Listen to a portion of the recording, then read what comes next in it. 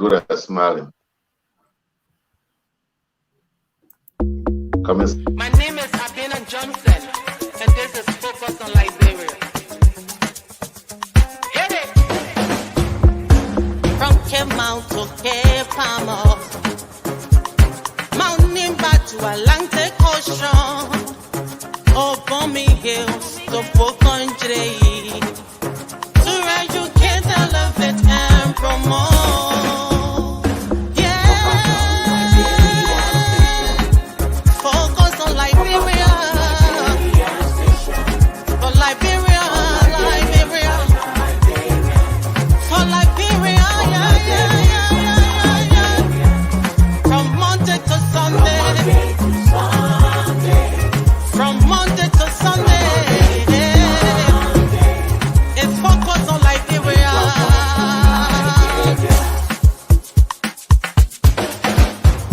Talk about home affairs, in diaspora, current affairs, reliable information, history, talking about culture, politics, education, entertainment, business, sports, advertisement, articulation. Focus on Liberia. Focus on Liberia. At Focus on Liberia, we discuss everything Liberia. From education to politics, arts and culture, entertainment, agriculture, history, religion, family, and technology. Focus on Liberia uncovers and showcases the best of Liberia and shows the world the truth about Liberia. We educate, elevate, and promote all things Liberia. We conduct interviews, panel discussions, debates, and more. Tune in to Focus on Liberia on Facebook and YouTube and be a part of the stories that make up the news. This is Focus on Liberia, and I am Dennis Jah. And I am Ansony Sieh. A pleasant welcome to yet another Friday night debate here at Focus on Liberia, where we are about educating, elevating, and promoting all things Liberia. We are here to elevate the national debate, talking about the debate. Our focus is on a press conference that I classify as bombastic, held by Representative Yekeh Kolubah. Someone would say honorable. I'm not sure if anything is honorable with that, but he holds the title though. Yekeh held a press conference in which he raised a lot of issues. Of the issues he raised, we will be looking at four I classify as being major. Number one, Yekeh raised the issue of accountability and transparency, especially on a $55,000 US dollar, by the way, donated by the president-elect, Comrade Joseph Yuma Boaka, which is an equivalent of 10.3 million Liberian dollars. According to Yekeh, Boaka told us he was broke, living on loan, and was being fed by Stanton Witherspoon, a felon in the United States. Where is he getting money from now to be giving millions to Liberians? The question of accountability and transparency remains that the debaters are all set. Aliu Kamara is prepared for defense. Also, the Asset Declaration integrity issue is also on the menu here. Campaign finance report has now been done by the president-elect, who is calling for a clean slate. According to him, his administration will be different. The administration is also calling for audit of the outgoing administration of George Manawia. You are calling for audit. You are here to fight your campaign finances. And even Yekeh Kolubah, who is raising the issue, he received thousands of dollars, and he's here to tell us what he did with that money. We are here to hold them accountable. Also, Yekeh raised the issue of dancing with corrupt actors. He mentioned the Nikun, that is the vice president-elect, not forgetting Prince Johnson, not forgetting Prince Moy, who was campaign manager for the Unity Party in Bon County. He, I believe, happened to be a member of the Ways, Means, and Finance. My information is that the question of corruption is on his character. Not forgetting the felon himself, Stanton Witherspoon, Walker dances with him. Oh my God, this debate is going to be hot. We are also talking about the issue of separation of powers. The president-elect calling for a clean slate and that he will be different is now, according to his spokesman, Mo Ali, promised to give 5,000 United States dollars to each lawmakers, a total of 73 lawmakers, by the way, for them to celebrate the inauguration in their district. We're talking about 365,000 United States dollars here by Bwaka, coming from where we want to know. The debaters are seated. I will welcome them one by one. Glendy is seated. How you doing? It's good to be here. I'm fired up for this debate, but I will be moderating. How you doing? Doing well. I can see that you are. We're here too. All right. Another podcast supporter is my good friend Aliu Kamara. I don't know why he lost me, but I hold you accountable anyway. How you doing, my good friend? By the way, anytime Glendy and I are on this show and you try to introduce her as Mistress Kamara, okay? I got trouble. Well, show me the wedding certificate and I will do so. I know, right? I don't know what to do with it. So now you know. Now you know what to do next time. All right. My good friend, my I call him Comrade Muhammad Sharif is also seated for the debate. Comrade, as you can see, the issue of accountability, I don't joke with it. How you doing? Yeah, I'm fantastic. It's always good to be here. All right. J. Victor Namwe, he's from the camp of the CPP. They want to lead us differently. They have a code. You can't be doing the same thing over and over and expect different results. Waka is telling us something, but we are saying the same thing. Namwe, it's good to be here. How you doing? Hey, it is good to be back on biz, and certainly it's great to be here. All right. I call her my lawyer friend, Tavidan Cole, is here. She is an auditor, so when we're talking about the accountability thing, that's her area. She comes with some crew fire. Where is she? I can't see her. Put your face to this. Let's talk politics. Let's debate the issue. Tavina, it's good to see you. Glad to be on. Glad to be. It's been a while. Glad to be on. Happy Friday. All right. You know, we will do this debate today.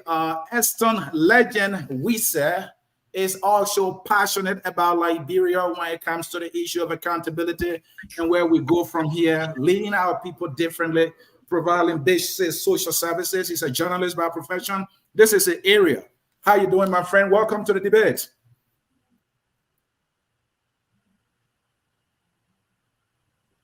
Unmute yourself, my good friend. Oh, I don't know why when he unmutes, he automatically gets muted. Let me try at my end here. All right, go ahead. Uh-oh. You are still muted. I don't know what's going on there. You may leave and come back. Maybe we'll correct that. I don't know why it is automatically muting you while you continue to unmute yourself. You can leave and come back hoping it correct that. We can hear you. You are still muted.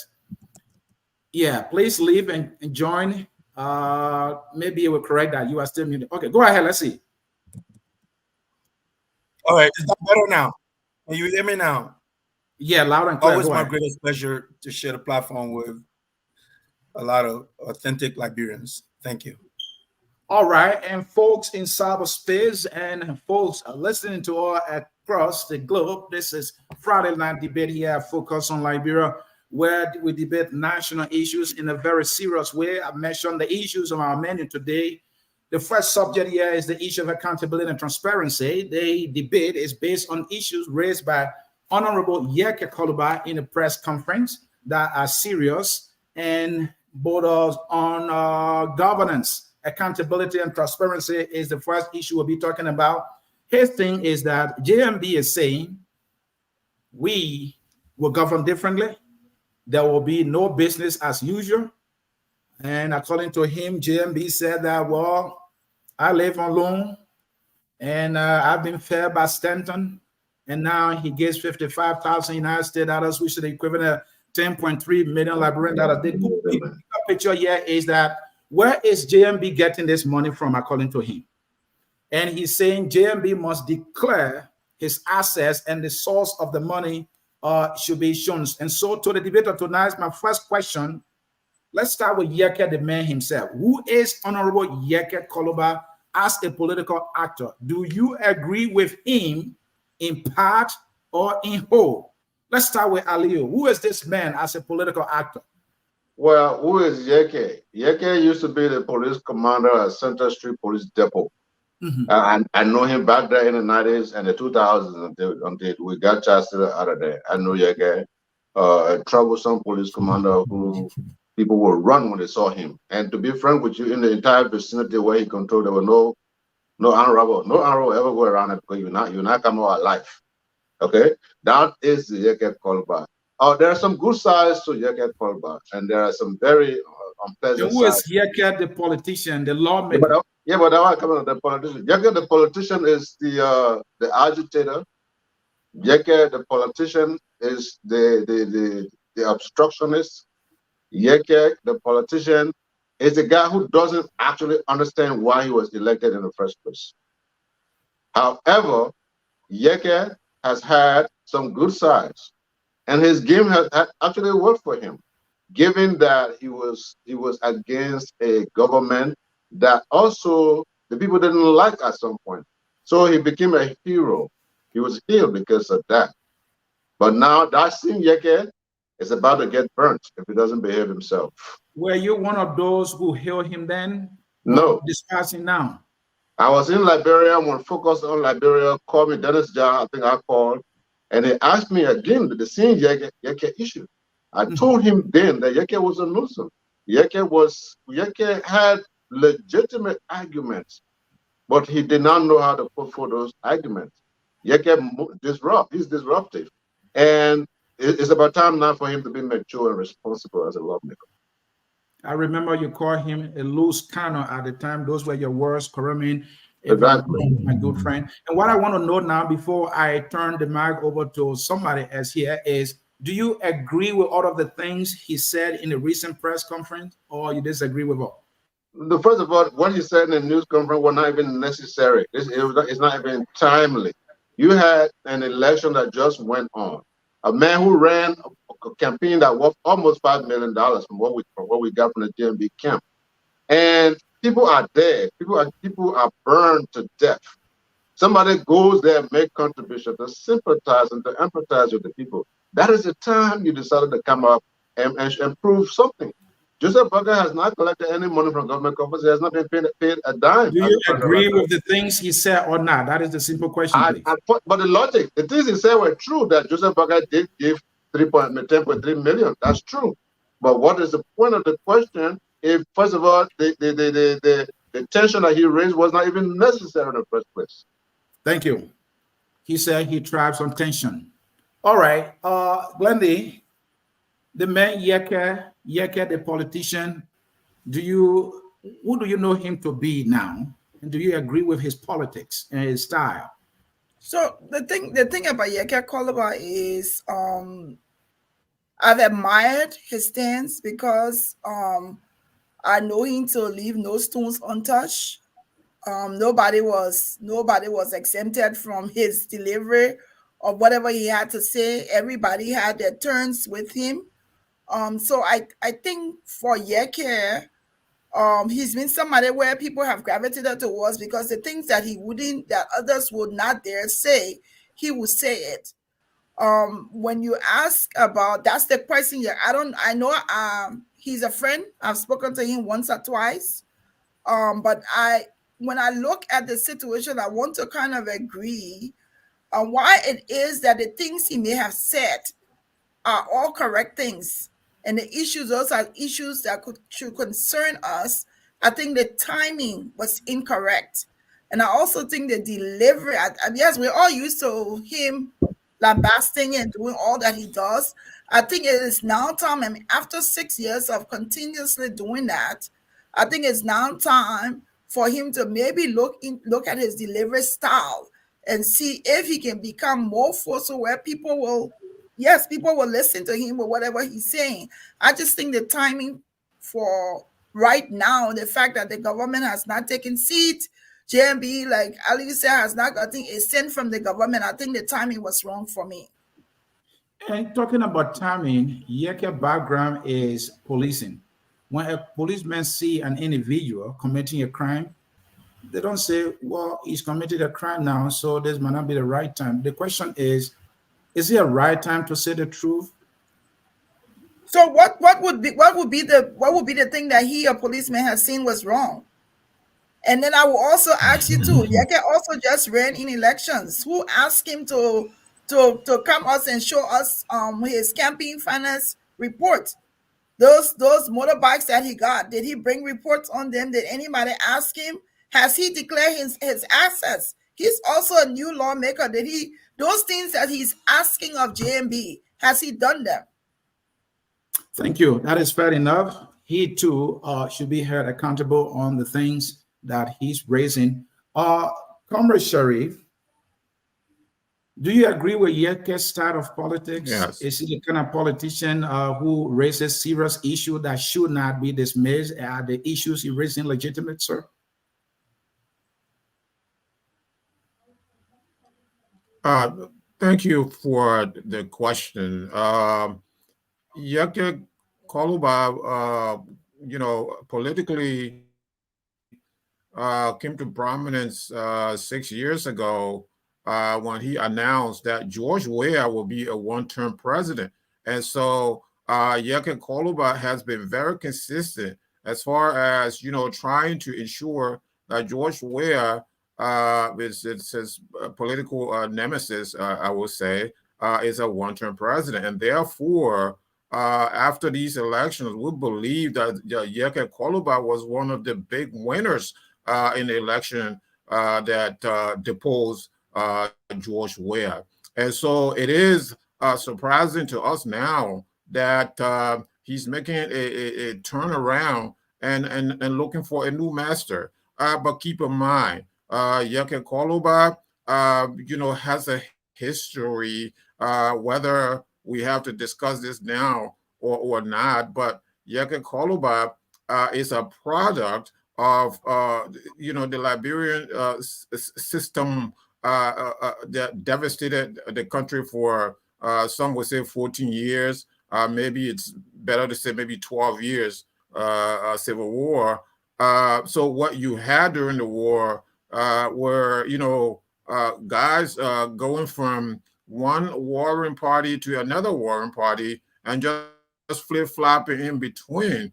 So there was no sort of ideology for some of the leaders of these fighting forces. And so Yekeh Kolubah kind of embodied this sort of chaotic atmosphere where he has no ideology. So when he supported Mr. Bouaka, he didn't do this on the basis of any sort of ideology. So what you're seeing now, looking for a new master, is because his support was never based on any kind of concrete ideology. Our conjecture that something that happened to Yekeh Kolubah right after the election, he may have had his own list of individuals that are interested in government position, in jobs and stuff like that. He may have his own, Comrade, I don't know if you are right. Hold on, Comrade. I don't know if you are right when you say he doesn't have ideology, because Yekeh consistency has been advocating for the people, that the right thing should be done. I think that is something he subscribed to so dearly. And that's a consistency I see with him now. Do you see it differently? He's always said the people, the people, the people. Let's serve the people right. And that message sells very well. He has always surrounded himself and talk about the people. But you have to pay attention this time around to the timing of it. I think that this is, whether he likes it or not, this is the administration that he ushered into office. So are you probably giving them the time? That is just my concern. But I like all of the things that's been said there. I mean, we can't argue. But are you giving Joseph Bouaka a time to start to govern? And maybe you can differ.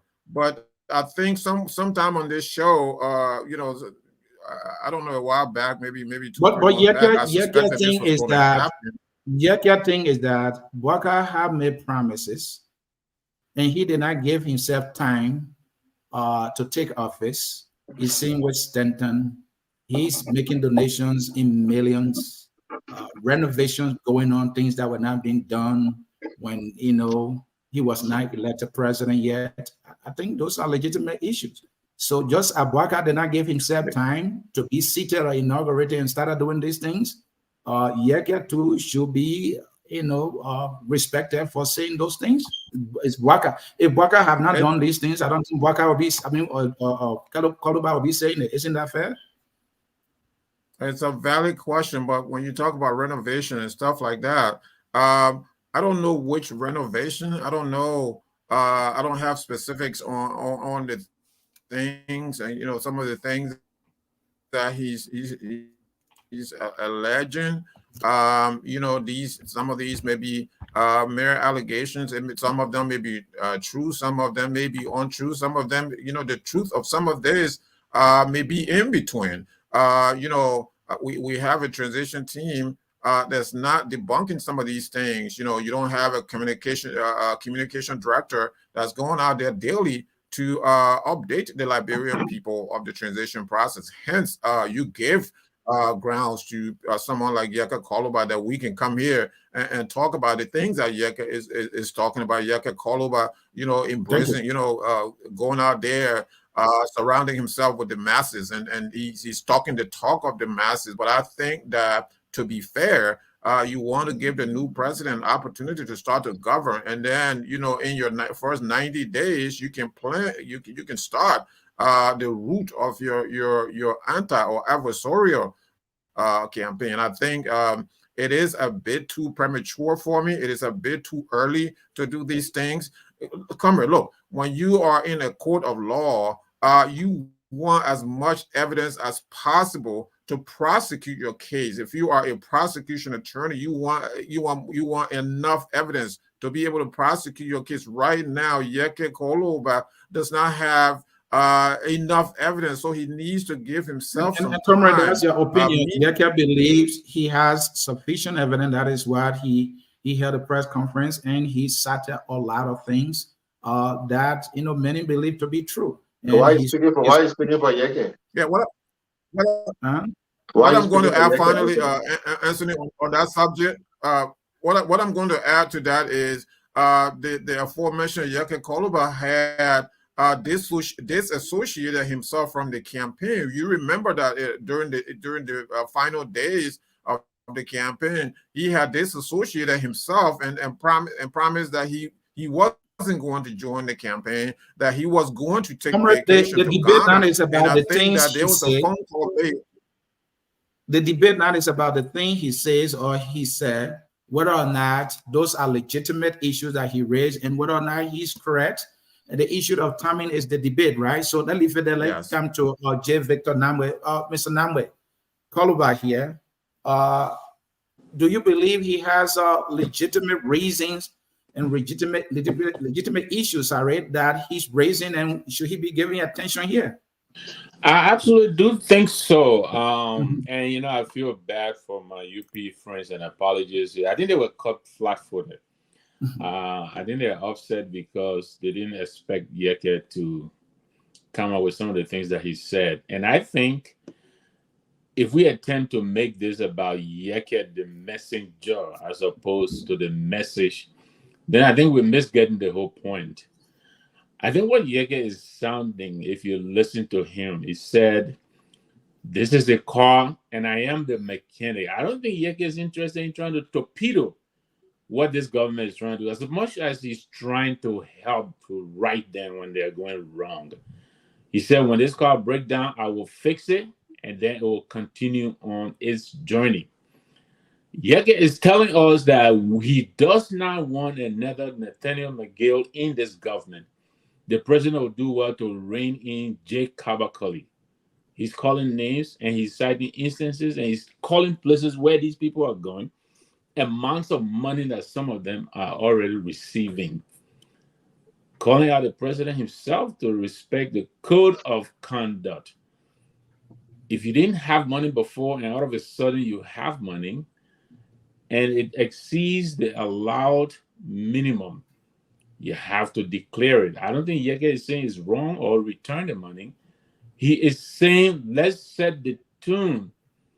Set the tune. Transparency should be the order of the day, and the rest of the government will follow. I think that's what Yekeh is saying, and I think he's very much within his right to say so. But if we sit here and try to analyze Yekeh and try to define Yekeh and talk about what he got out of that, I think we're missing the whole point. I don't think this is what this is about. Yekeh is calling out this government and sounding the warning. And I think this is about the right time to do that from the get-go. So I think he's absolutely within his right, and he's right to do so, to say what he said. Thank you, Mr. Namet. Tevi, the issue of timing, is it the right time to raise the question of accountability? Yes. Transparency. Joseph Walker has called for accountability. He's saying there will be audit. No one is saying, well, this is not the right time to call for accountability and transparency. This is where good friend Mohammed Sherry is flat on here. He didn't question Walker. He hailed Walker for calling for transparency and accountability and audit before taking office, and he's raising the flag. That's a good thing. But Yekeh does the same thing. And whoa, now whoa, whoa. Why is Yekeh saying that now? Yeah, absolutely. I think this is double. I think this is the double standard that should not be allowed. They said Tevina Ko, bro. They said Tevina Ko. Let he finish his thoughts. I didn't. Go ahead. No, I was just saying. I think this is the double standard, and I think we should not allow that to happen. Look, we all want this government to succeed, as we have maintained here, and will continue to say. If this government succeeds, Liberia succeeds, our people succeed. If they must succeed, we must be prepared to ask them the hard questions, the difficult questions. I don't think we should give them any pass. Thank you, I don't think Yekeh Kolubah is telling the president you should not be giving $55,000, but he's saying if they give it to you, then tell us where you got it from. And it wasn't given to you for you and your wife to go and give to people. It's not your money. Don't make it sound like this is a personal donation that's coming from the president. Those are the things he's saying, and he's very right. Thank you. And Tevi, I think you heard me there. So the president-elect is calling for accountability, transparency, and audit. Aliu Kamara is now raising the issue of timing. Glendy is now raising the issue of timing. Mohammed Sherry is now raising the issue of timing. Yekeh Kolubah is saying the same exact thing Walker is doing, and now the three of them saying, no, it's not with the timing. Do you agree with them or disagree with them? Well, I somewhat agree with them as far as timing. Now, there's no better time for you to express yourself. I mean, the thing about timing is, from a point of accountability, where he's holding them accountable. They haven't gone to power, and he holding it accountable and say, oh, we said we'll do X, Y, Z and all of that. I think he needs to give them chance to get to where they need to be, and then pull out those things. And my concern further there is... So, you are saying that in as much as the government has not been inaugurated, they have the right to set back examples now, right? No, I'm not saying that. I'm not saying that. What he's saying that no, but let me take it a step further.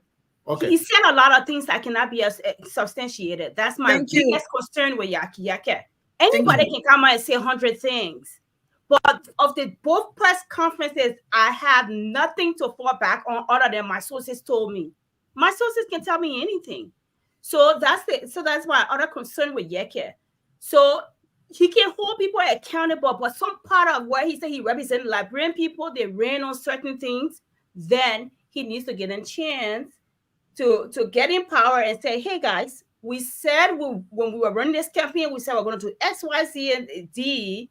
You are going contrary to this, and let him give him explanation or let him give him enough evidence. And if they cannot, then he can look at other means. He's a lawmaker. So he can go to the floor to express himself. Why he feels like he needs to be calling the press and to be using the kind of words that he used to express himself. It makes me think sometimes, like I'm with Yekeh, you're going through a mystery book and you don't even know what you're looking at. Because the same government he's after now, they were the same government who were killing, they were the best, they were saying sliced bread and all of that. And now he's going contrary. Toward morning he will be on on different paths. Definitely the guy has a loose screw. No, there's no telling. But my thing is that if you're a lawmaker, you need to act in an honorable way. Look at the ways in which you're communicating your grievances. Look at better your lawmaker. Take it on the floor. Take it to the court. Take it other places instead of the channel you're going through and all of that, and act like I'm the only one that can hold these people accountable. You're not the only person. By the way, if you were bad government, you brought the people. Tevi, the incoming government used the media. I remember JMB on VOA. Incoming on the line. He has not taken office. He used the media to call for audit. He went further back, even saying we'll hire a foreign firm to even do so. Now, no one said, whoa, the timing is wrong. Yekeh is doing the same thing. Hold on, Tavi, let me talk here. Go ahead. This administration is here on a rescue mission. So we're comparing apples to bananas here because JB, and I'm not for this party, but I'm just stating the obvious. He wants to know what he's inheriting. That's wrong with it. Audit means I must know what I'm picking up. I don't want to be blindsided. So there's nothing wrong with it. So saying upfront that we got to audit and getting a forensic firm, it's just the best thing to do. You want independence, right? You want objectivity because you go hire Talvina to do it. Somebody will say, well, Talvina is Liberian, and she's for Unity Party, so I don't trust her findings and her recommendations. So somebody independent, right? I don't care whether from Jamaica, whatever it is, but somebody independent. So I don't think there's nobody two wrong things. I think so many things with Yekeh stuff with me. I think not only timeliness, the intent, what he's saying, most of it cannot be, substantiated. Then, but let me ask you, Telvi, is it not a fact that the president-elect gave $10 million to people? It's a number. Hold on. Can that not be substantiated? He's bringing it out, so he has to show his proof. And then, but even what Yekeh always saying about Yekeh, I don't think it should be swept under the carpet. I think the president-elect or whatever we want to call them, they need to form a committee and sit with him and say, okay, we got your concerns. Let's look deeper into it. It's not like, oh, Yekeh's crazy, let's story it out. No. Some of them, they're worth listening to. Thank you. He wrote a formal communication. Hold on. We said you have to speak, brother. Please, don't rush a debate one at a time. So we said, what's your take on the whole Yekeh calling for accountability now? Trying to hold the incoming government, accountable on the things they said. What do you make of that? Is there a timing problem here or no? Yeah, this is a very fiery topic. So everyone is pretty much edgy right now to speak on this. Right. So I want to lay a premise like this. First of all, I would draw or dichotomy that would separate the Yekeh, the politician, and something that most of we've not highlighted so far is his background. We know he came through a prominence in Liberia through the National Patriotic Front of Liberia, led by the very tyrannical Charles Taylor, for which reason today he's incarcerated in The Hague. He's going to more than likely serve the rest of his life in jail. So you cannot separate a leopard from its spots. So although today Yekeh is in politics, he's in one of the most prominent seats. He's a representative in our country, but we cannot divorce the fact that he has a very harsh background, and that's going to be very hard to sever him from his previous life. So having said that, I personally kind of took a liking to him because all through the very inept outgoing government of the semi-literate George Weah, Yekeh was very firm. He had a moral fortitude. He was very forceful on George Weah because George Weah did a lot of wrong by the Liberian people. So a lot of us will take a liking to him. But considering, I've said this and I will say again, anyone who thinks that this government, the incoming government, can be criticized now until it gets seated in state power and start to work and want to criticize them, I mean, think about it. What are you criticizing the incoming government on? This government haven't had a chance to sit here. You may say Ambassador Bwaka, hypothetically say Ambassador Bwaka took money from somebody and he's spending it the way he liked to spend it, something that happened to our Liberian citizens. He chose to identify with them. I mean, you have a point. But at this juncture, if something happens in Liberia today, the president is George Manneh Weah. Until the 22nd of January, George Weah is the president. So you cannot hold, logically, you cannot hold Ambassador Bouaka to the fire until he's seated and he served, and then you can start critiquing. Like I said before, George Weah was a president that I did not see to make a good president, which of course in the end he did not make a good president. But the first 1 to 2 years of his administration, I was never critical of him. I allowed him to serve. After the second year, then I started to come out and say, this is exactly what I knew personally. Coming from a journalism background, I was in the Liberia arena of broadcasting. I saw what I saw, and I knew he could not make a president. So for those reasons, after those 2 years, I started to become critical. I started to come on social media and say my 2 cents relative to his leadership. So it's the same with Ambassador Bouaka. Whether you are seditious, you are from ANC, you have to wait for this man to get seated. At least a rational person will wait for up to a year. Some people may say 100 days, whatever, but give him a reasonable time, like a rational person. Then you can start to critique him. Anything you do now, it will just be, any smart person would say, this person is just doing all of malice because Ambassador Bouaka unseated their leader or the person they like. But you don't have nothing on moral grounds to criticize the incoming government. Look at the word, incoming. It has not come. It has not arrived. So that's just my take on this whole thing so far. I disagree. It has not arrived, but it is calling for transparency and accountability and audit, even though it has not arrived. Hold on now. I'll let you flow. It has not arrived. It has not been inaugurated. It is calling for accountability and audit. It has not arrived. It has not taken seat. It said the past administration corrupt. And now you are saying they can do anything they want right now, even though it might be wrong. We shouldn't say anything. But let's listen to someone who is part of the debate. Someone who is also part of the debate, and each of you will give your final take on this segment. What Bouaka told the money for? Bouaka na baby, Bouaka get money. Yeah, you got your first man. You got your first man. Oh. You got first kid. So just a jacket to ask Bouaka where you got the money from? How you get it for? Yes. You not got no right to ask Bouaka that baby. Huh? But now president, anything you do, people sort of know they play get the money from. No. What they may ask? No.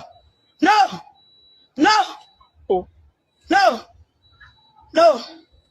It's not supposed to be like that. How is it supposed to be? It's not supposed to be like that. How you think it's supposed to be? And you cannot get no right to ask Bouaka, you must give me the money account, or either where you get the money from, and blah, blah, blah, blah, blah. Wow! Bouaka say where you got? Oh. So like that for money Benny getting verse from? Yes! The trouble they want from that ass boy, that he made me vex. All right, you heard it there. That old man is furious. He's mad. And I'm just thinking, I want to know whether she was that mad when Yekeh was saying this same thing against the past administration. We'll get your final take, each of you. And she's saying, Yekeh got no right to ask any question. Bouaka is not a child. Wow. Mr. Namwe, I'll start with you on that one. You know, I think it must be my device. I really didn't hear much of what she was saying, but I will go by your summary that she thinks that the president should be given the space, the incoming president. And I disagree with Mr. Wisa and the others who are saying, you know, this is too early. This is an incoming and all that. Look, these people are already accessing our national resources. They're getting presidential briefing. They're getting everything that a president, except they're not taking presidential decisions. And I think if Yekeh Kolubah is cautioning them, I honestly don't see anything wrong with what he's saying. He is actually helping them. That look, you guys are off to a wrong start. Let's be careful here. All these people going around promising people and threatening people to remove them and all of this is not according to the code of conduct. John Muller, we all know, we heard what he said on Spoon TV. They're already making pronouncements and acting like they are already in government. So I don't know what the point is. Are we waiting to have all of these fester again, and then they get sanctioned before we wake up? I think there's nothing wrong with sounding now the caveat that, look, we're all watching you, get it right, come back on course, and let's have a good start. I don't see anything wrong with that. Mr. Nabe, I'm in agreement with you here. Comrade, the old man is saying Yekeh got no right as a human being to ask a question about accountability and transparency. Do you agree or disagree? No, she says it as she understood. You know, anyone has a right. I mean, we have a freedom of speech enshrined in the Liberian Constitution, so we cannot say that he's not correct to, you know, make these requests. What I'm saying is that, you know, is it logical? And I'm trying to dig deeper. There is something to it. You know, Yekeh is not just channeling the frustration of people. He's not channeling. This is not about, believe me, this is not about his allegation of money changing hands in the incoming administration. I mean, it's something that has to do with him personally. You know, and we cannot dismiss that, because in the lead up to the final days of the campaign, he announced that he was absconding the country and he was going to Ghana, and he was talked out of that. So this is the same person again. So every time something happens, you know, Yekeh Comrade, you are So deflecting. You're trying to pivot. My question is simple. I'll play a video, and the lady is saying Yekeh, as a citizen, as a lawmaker, got no right to question Bwaka where he got the money from. I want you to explain to our audience whether or not this lady, let me land, whether or not this lady is right, that Yekeh got no right to ask Bwaka where he got the money from. That's my question. I will repeat my answer. Maybe you weren't listening to me. My answer is the Constitution, he has the right enshrined under our Constitution. There's freedom of speech. Any one of us can ask Bwaka these same questions. So he does have the right. So our mother, it's not, you know, it's not right to say that, but that's how she sees it. So I go beyond that now, right? So I go beyond saying that his rights enshrined under the Constitution. I go beyond that to look at the political expediency of that exercise. You know, it's a lot of gymnastics. You know, never mind what, you know, Jay Victor is telling you. Jay Victor is in a camp that's very frustrated with, you know, with the results. And Jay Victor, they cannot get over the result. And they have to get. I don't think that is what it's about. This is exactly what this is. Jay Victor and others were on here, okay, talking about how, you know, the CDC was going to win and all these different things, all the things that George Weah did. They never say anything, right? So now all of a sudden, with this man not going into office yet. So look, we will be here, Anthony, on this platform in 90 days, in 120 days. If those things, what did I tell you? I'm very consistent. I told you that in 90 days, I want to see yellow machines on that road, to making sure that it's possible.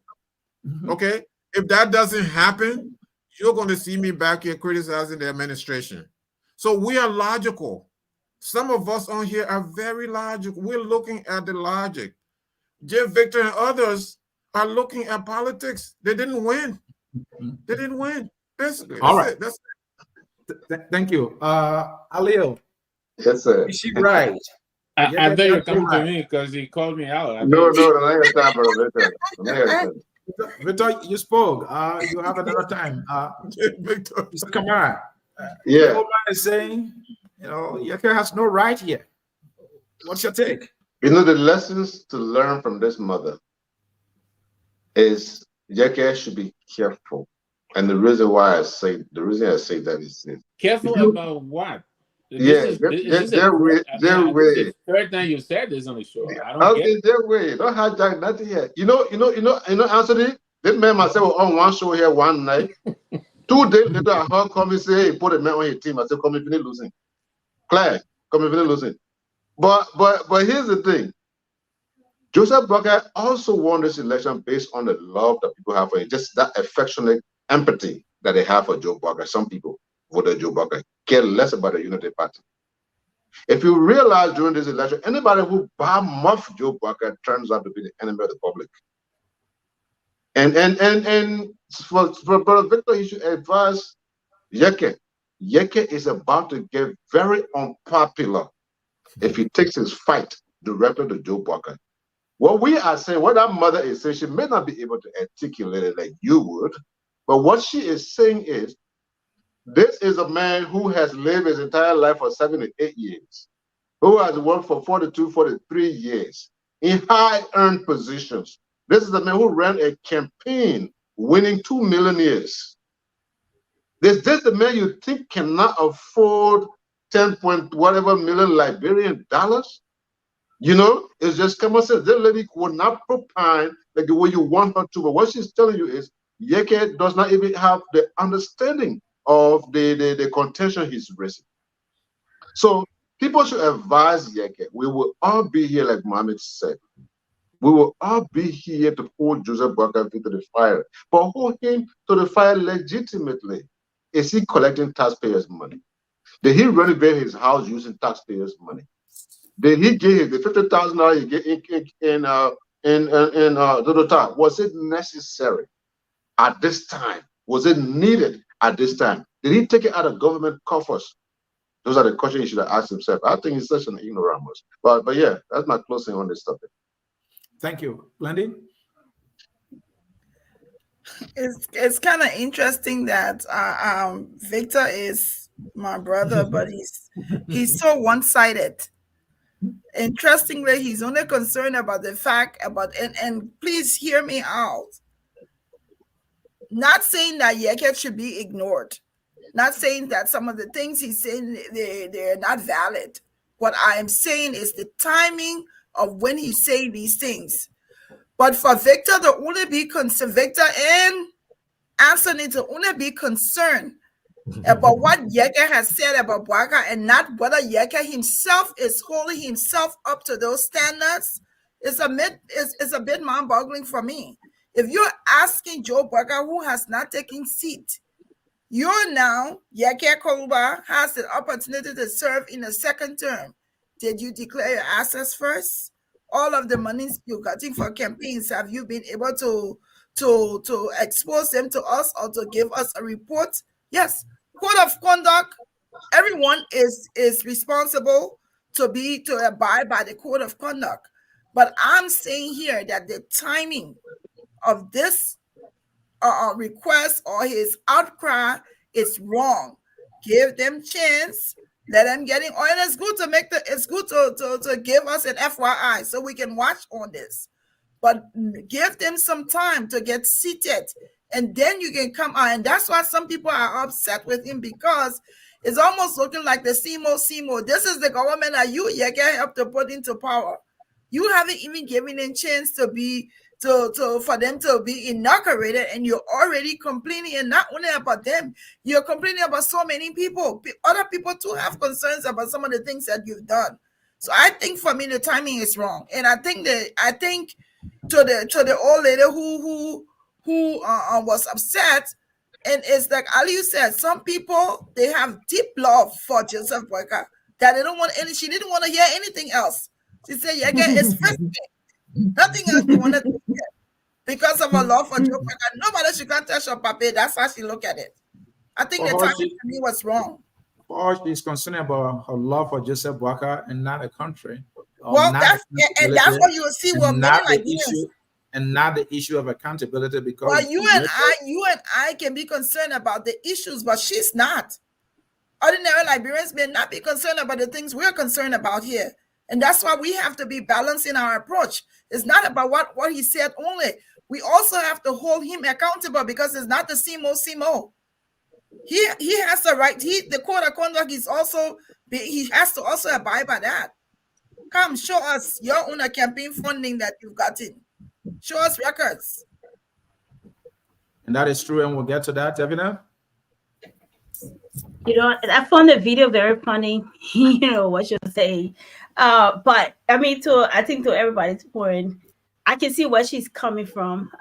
You know, culturally, you know, like, don't say that about you, or even because I love him. And that's the mistake most of us make, because we like somebody or love somebody, we don't want to criticize. So I get what she's saying, but you know, that's Yekeh's way of, you know, that's his choice to criticize anytime. My concern there is the way he does it, and you know, and more to that. And so I disagree with her for saying, don't say nothing about Boyka. If we don't hold Boyka accountable, he's just gonna run about doing anything, and everybody else connected with him. Wouldn't that be the same thing like George Weah or anybody else?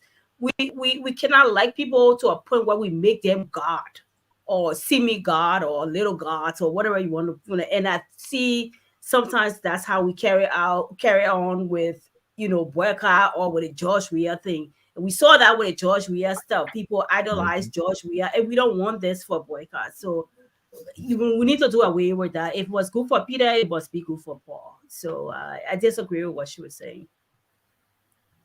All right. Legend of the opposition. I don't know what kind of name is that. The mother is saying, you know, Yekeh got no right to question Boyka whatsoever. Do you agree or disagree with her? Well, not in its totality.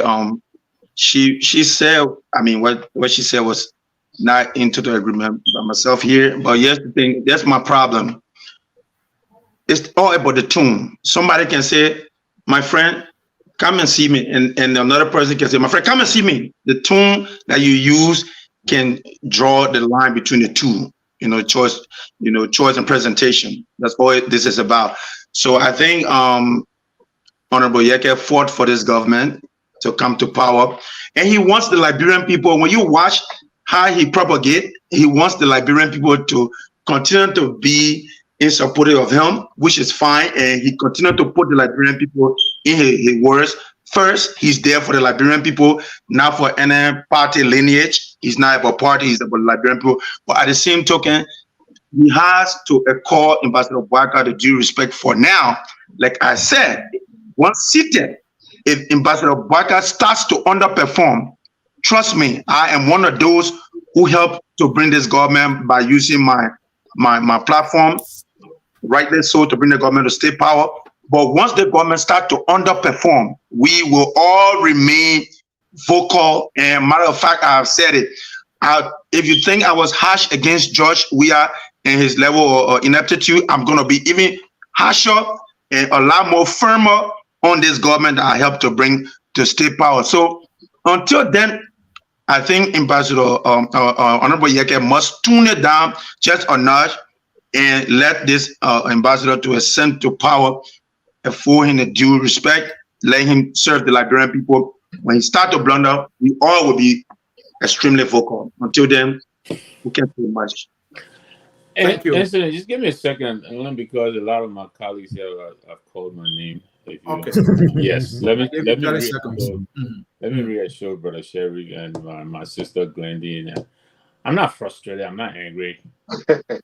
The fact of the matter is, I supported a different candidate, and I say that any day. But I'm not frustrated. I'm not angry. But I think the point that Yekeh is making, which I think we're all dancing around, is this. Yekeh said the outgoing government, overtures were made to this outgoing government by the same individual that this incoming president is prowling around. But you still say incoming president. You're not president. Why are you hijacking your friend now? Exactly. All right, go ahead. But what he's saying is some of these people made demands on President Weah and he turned them down. Some of them wanted to be the sole importers of rice in Liberia. He turned them down. Allegation. These are the same people that this incoming president is hanging out with. What does that tell us? are they already, whether they're in office or not, they have the capacity to make commitments? Are they committing to these people what they will do when they come into office? I think this is the crux of Yekeh's argument.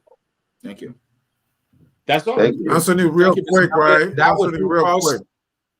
Oh my God. Real quick. This is going to be quick. So, this is again, mere allegation. When we were in school, right? Junior high school, and boys are walking. You're walking around, and somebody see you with, walking with a girl. Oh yeah, I think something going on between them. Yeah. This argument is like, anybody remember that? This is like a childish. This is very childish to me. It's very elementary to me. You need to get your evidence. You can't say, "Oh, you see me with $10. You saw me with $10 today, and then the next day you saw me with $1,000, and you're already jumping to ask me, oh, where did he get it from? Oh, I think he stole it." That's not how it works. Right, we're trying to be expedient. Yeah, but Mr. Sharif, to your point, like one of the allegations he made, Meta Steel took workers son to Lebanon or someplace. How can you just conclude that because a company talking somewhere, they're going to talk about bribe and negotiations and all of that? What's the evidence beyond that? You saying that, so, to me, it's all crazy talk. That's how I see it. During the election, he had to apologize. He apologized to Jewel Howard. He apologized to Johnson. We'll get into the details of it, and all the issue he raised, will bring them up, right? But what's wrong with a company even trying to and this company did not do that when Mr. Bwaka was not president-elect. They chose to do that now because. But there's nothing wrong with that. There's nothing wrong with a company meeting with incoming president or before. Maybe they didn't want to work with the previous government because they saw it as fraud. Now that they see a new government, they think it's the time to, okay, let's come to the table and talk. What is the evidence there to prove that they're planning to take kickback, blah, blah, blah, besides just blapping on social media? That's my thing. You can't just be talking loosely. All right. Let me get there. Let's get to the other aspects. So Tefina just gave you a whipping just now. So give you a whipping. Go ahead. And if you consider it as whipping, I will take it. I will take it. I'm not a guy who is afraid of whipping. This is why I'm in this business. I can't wait to be in. Let's move to the other issue, right? The whole issue of asset declaration. According to Yekeh, he wants to see the president-elect declaring his asset. He also wants to see the vice president-elect declaring asset before they can be inaugurated on the 22nd of January. I know they still have time, but he's saying, well, I campaign for these people. I want to see them do this now. Glendy, you are right. Yekeh even said should be able to do so. He's an elected official. I wish he had done that before even raising it, but that does not take away the great point he's making. Bwaka himself even pledged that he will do so. I know he has time, but to say that you need to declare your asset now, is it a legitimate issue? Will it set the tone? And is Yekeh on point now or he's off point? Let's start with you, Comrade Shari. You are playing a good defense here. Yeah, now we're talking. Now you're talking. So I believe in that as well. George Weah did not declare his asset, as far as I know, but I was, challenged on that here by some George Weah supporter. But it was alleged that he didn't publish it, but that's not good enough. So let me tell you what happened. He did not declare before taking office. He did not declare till 7 months into his administration. That's when he declared and did not make it public. Go ahead. And did not make it public. So I am in favor of the president and the vice president, the president-elect and the vice president-elect declaring their asset to the Liberian people, even though it may not be a part of our constitution, but this is expedient. It's very expedient for transparency so that we know what you have. You have one house, you have $10,000 in your bank account in the United States or America. You have another, $2,000 of liquid asset, that's sitting under your bed somewhere. I don't care. What do you have? so the Liberian people will know. So that now we're talking, you know, I guess they're going to follow the, you know, the Constitution, you know, whatever the Constitution says. If the Constitution does not require it, I don't think they're going to do it. But for political expediency, these things need to happen. We can't be George Weah, because George Weah, who never declared, and as you corrected, you know, he was poor by his own admission. He was a poor guy. And when he got into office, boy, oh boy, 12 months later, he was very, very, very wealthy. Stole all the money, and it went on for 6 years. Thank you. J. Victor Number, fair point by Yekeh Kolubah. I know the president-elect had called for it, that he would do so. He's here to do so. Yekeh said, hey, I campaign for you. I want you to do this now. Set that example. Don't be like Joshua, who would not declare till 7 months into his government. Yeah, I mean, like I said earlier, I think what Yekeh is urging this president to do is to set the tune, right? Mm-hmm. And there's no better time to do that than now. He's coming in, start clean, and there is a very high probability that the rest of the team will follow your example. I think that's and I agree with that. I mean, this has nothing to do with whether it was JNB or it was Alice Cummings or anybody else. I just believe that, you know, unfortunately for us, the president in Liberia is, you know, he's the role model for all of us. So everybody takes after the president. And if he starts good, I believe that the government will do well and our people will benefit. So yeah, I agree with that. And I'm with to your point too, right? The lawmakers, Unity Party elected 10 of them, right? In the lower house. If Joseph Boakai can declare now, he's telling them you have to follow suit. But if he's delaying, you know, that might be the bad example. And I think Yekeh has a point, even though Yekeh himself, who is raising the issue, is here to declare his asset. But what I want you to comment on a little more is the issue of the campaign finance law that require any candidate who participated in the election to file their campaign finances with the National Election Commission. Joseph Imam Boakai is calling for a clean slate. Yeah, I'm not sure that is his intention to do so. He has a few days. And that is the double standard or the double talk that we're talking about. You know, you're talking on both sides of your mouth. So if you are going to call for an audit and you're going to audit the outgoing government, you should begin with yourself, right? You should first of all lead by example. All right, this is my, you know, this is my campaign finance report. This is how we did. This is how much money we have on hand. That in itself will send out a message that yes, this president is coming in and he's coming in with clean hands. Right. And more than that, that's what the law calls for. If you cannot do that, then what moral rectitude, you know, is there for you to call on another person? For you to call on another person to do what you are supposed to do that you're not doing. That is a double standard right there. What is good for you, but it's not good for the other person. Thank you. Aliu, the whole thing is a law. When you contest in an election, you got to file the paper with the election commission that, hey, this is how much I received. I use it all, or some is left. Mr. Boakai is yet to do that. Does he have time? Is he such a good example here? First of all, let me tell you what I love J. Victor. And you know, you got to go far away, jabbing people. He talking to some jab, but he talking, you know, he got to go. He taking a time jabbing everybody. But yes.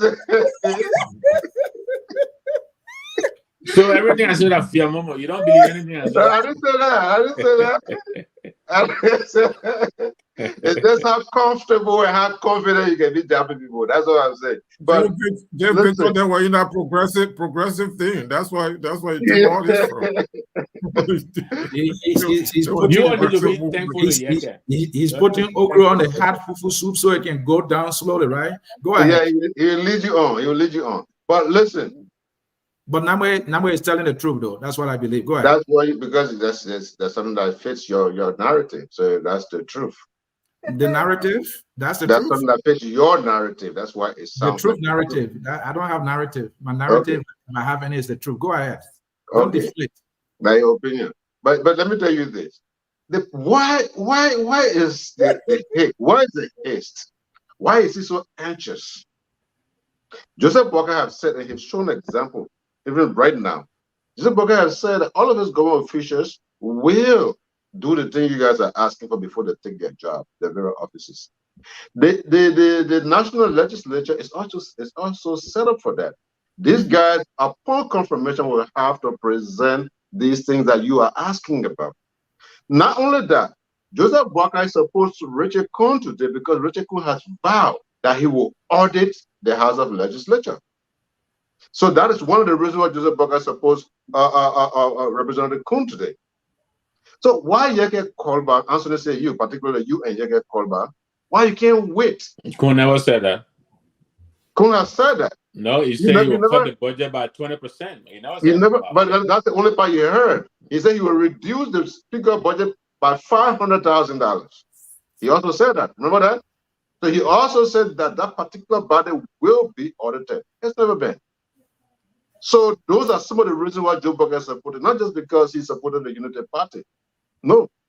So you gotta give people a chance to actually perform. If you don't give them a chance to fail, how can you then begin to attack them when they have not even started yet?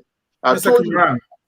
Kamara, the question is, give them a chance to fail. Mr. Walker participated in the 2023 general presidential election. We are in 2024. Has he filed his campaign finances as required by law with the National Election Commission? Will he do so? Does he have time? Is he setting a good example? I'm not asking you about. Hey, you see the broad question. I want to get you in trouble. Quote the law to me that says once the election is over, you should put all your financial documents together and the Election Commission. What the Election Commission is concerned about is your financial report prior to the elections. Every political party have to present their financial report prior to the election. After the election, there's no law on the book that says once you finish running your campaign, the balance one that leave behind, you must calculate it, you can show it to us. What law? Show me the law. All right. You don't know what you're talking about, so I will. Yeah, that's all right. Just show me the law. Yeah, if you learn, tell me. You don't know the law, that's okay. Well, show me the law. You don't know the law. So but what can you show me the law? So you Glendy, let me come with you. You are brilliant at this putting on these defenses for Joseph Walker. The law requires that after participating in an election, one file, their campaign finances.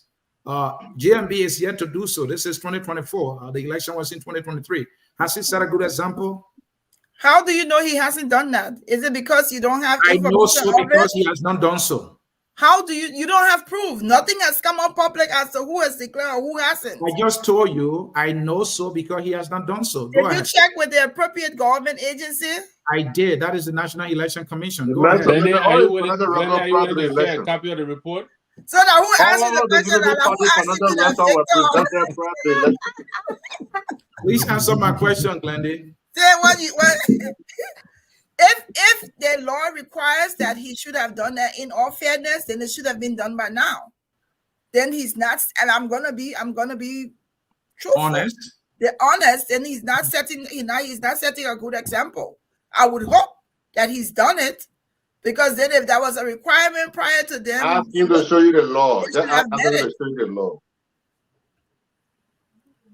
Wendy, please, you are protected. Don't listen to your boyfriend. I'm just saying. I just answer your question. If there's a law, if there's a requirement that he has to do that prior, then he should have done it by now. And if he hasn't, then he's not setting a good example.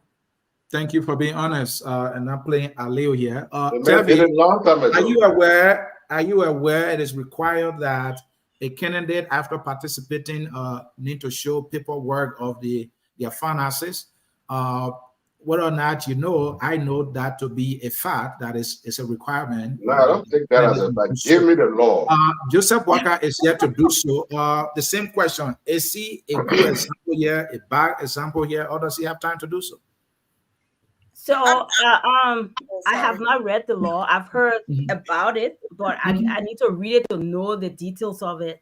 So I think my concern there, if the law exists, then what time frame does he have to file that? Did the law say within 6 months you have to do it?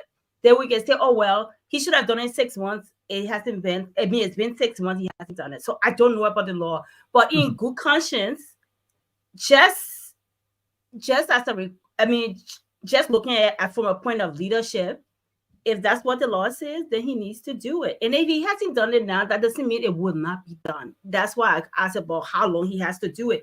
You have to look at things from a place of prioritization and timeliness, and the reasonableness too. Okay, they're doing this whole changeover thing. They're prepping for the election. So should that be something that should be a priority now? Or can we put this to after they take office and then ask for this?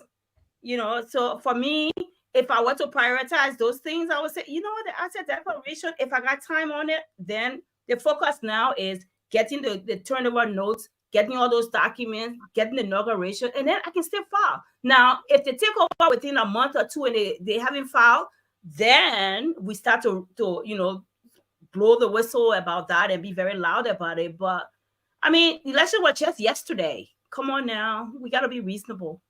So the election ended. They all got certificated. JMB was the last to receive his certificate. For some obvious reasons, he got his certificate anyway, right? Election was October 10, though. Let's be reasonable. October 10 to this January 12th. That's 3 months. Is it not enough time to file your campaign? 90 days, giving the holiday, giving the working on this whole changeover thing. Sabina, I didn't know you to be in the business of giving excuses for politicians. We have to look at reasonableness. If 90 days reasonable, given everything we know, nah. What is the law saying? If the law said it must file, so how much time you think they need? How much time you that's what I'm saying. I look at it from two perspectives though. If the law said it must file 90 days, then it must be compliant. But in good conscience, if you say, you know, if they have to file 90 days, what's the priority now? I want to turn over notes from George Weah government.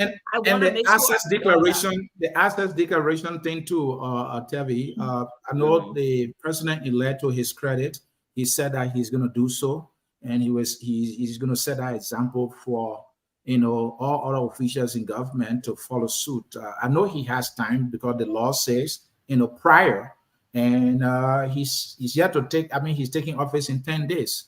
So does he have time, or you wish he had done this now? What's your take? Asset declaration, I mean, it's just a good habit to do that. You know, like I think 2 or more people said the same thing. It's just a good thing for people to know that what you have versus what you're going to get in 6 months. So if you don't have another water collie and everybody else, you know, around here in 6 months, millionaire. So it's a good thing. Is he going to do it? He should do it. I expect him to do it. But again, to my point of timeliness, we're coming down with so much at one time. Talking about time, this one, I think the law, you would not say you have no knowledge of the law. It's the code of conduct law that said prior. I know he has 10 days. So we clear on that before taking office. So you think he should taking office. If it's 10 days before taking office, obviously he needs to be compliant. And from good governance standpoint, I mean, he must lead by example, or set the tune from the top so that everybody else can follow. But if he has wiggle room where he has to prioritize, okay, my change, the whole turnover thing, we need to make sure we got enough documentation and everything so we know how we're going to lead going forward. And then we're planning for inauguration, then I can declare my. Are you suggesting that it will be okay if he doesn't do it as required by law and focus on 10 over notes? No, I'm not saying that. I said if the law said 10 days, he must be compliant. But if it's just based on, oh, you must do this, you should do this, then I have wiggle room to make. Then he has some time to do that. What is the priority now? Do we not want to turn over notes and all documentation from George Weah government? I'm sure we all want that. Thank you. In all fairness, he has 10 days to do so, and 10 days can be considered as prior. Now, another issue Yekeh raised is the fact that he's accusing the incoming administration, according to his word. But we said not champion in 1 year. You have not spoken on this one? You did? We said. Man, Well, he's not on camera. No, we said left. We said left. He's having poor connections. He left. He's not here. Okay, sorry about interrupting. All right, that's okay. I'm used to that. I'm trying my best here. Yekeh raised the issue of corruption, that the incoming administration, according to him, will be more corrupt than Joshua. And he went on by giving reason. One of the reasons he said because the incoming administration is dancing with corrupt officials, and he mentioned some of these people by name. And, he talk about Jeremiah Kuhn, the man he campaigned for, as being corrupt. He mentioned Stanton Witherspoon, who Walker dances with now. He even put some juice on it that he was disappointed that Walker admitted of taking money from Stanton Witherspoon. I think these are legitimate concerns. And Comrade Sharif, I'll start with you on this one. The issue of Stanton and other individuals that he mentioned, those are legitimate issues, isn't it? Yeah, before I answer that, your question about the election report, regarding assets and liabilities, yeah, that's part of the election regulation. And in fact, the commission notified all of them, pre and post. So you're absolutely right about that question. Now, I know my stuff a little bit. I'm not I'll leave. I'm not free. In the post, when you get a post, just show me. If I'm not just talking, I don't let them talk. Show me. All the things you're talking here, you show anybody anything. The pre is section 12. You are protected. Go ahead. You are protected, brother. So yeah, so they asked all of them to do that, but that is something like Telvi said. They have time. They never put any time table on the post reporting. Pre, they should have done that, in September of 2023. Post, there's no time on it. So, I suppose they still have some time. So that's, that will be coming, I hope. But, the thing is, these wild allegations, Ansony, you and I, grew up in Liberia, where anybody can walk by you and just accuse you of something, right? And then, the more they talk about it and people believe them, we don't even investigate. And so that's my concern about issues, these kinds of issues.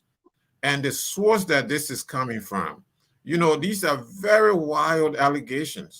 And so we as, analysts, logical analysts, who research and look at our data and stuff like that, we have to then be careful on how we, analyze these issues so that, we remain credible, right? Because that's what we're doing, right? Commissioner, to a point here, I agree. We have to be careful. I agree that these allegations are wild, but an allegation can be wild and it can also be true. For example, Stanton is is a criminal, and Yekeh mentioned that. He also mentioned Jeremiah Kuhn, who Joseph Walker chose to be a vice president. Jeremiah Kuhn, we know him to have served as a member of the Senate Committee on Ways, Means, and Finance.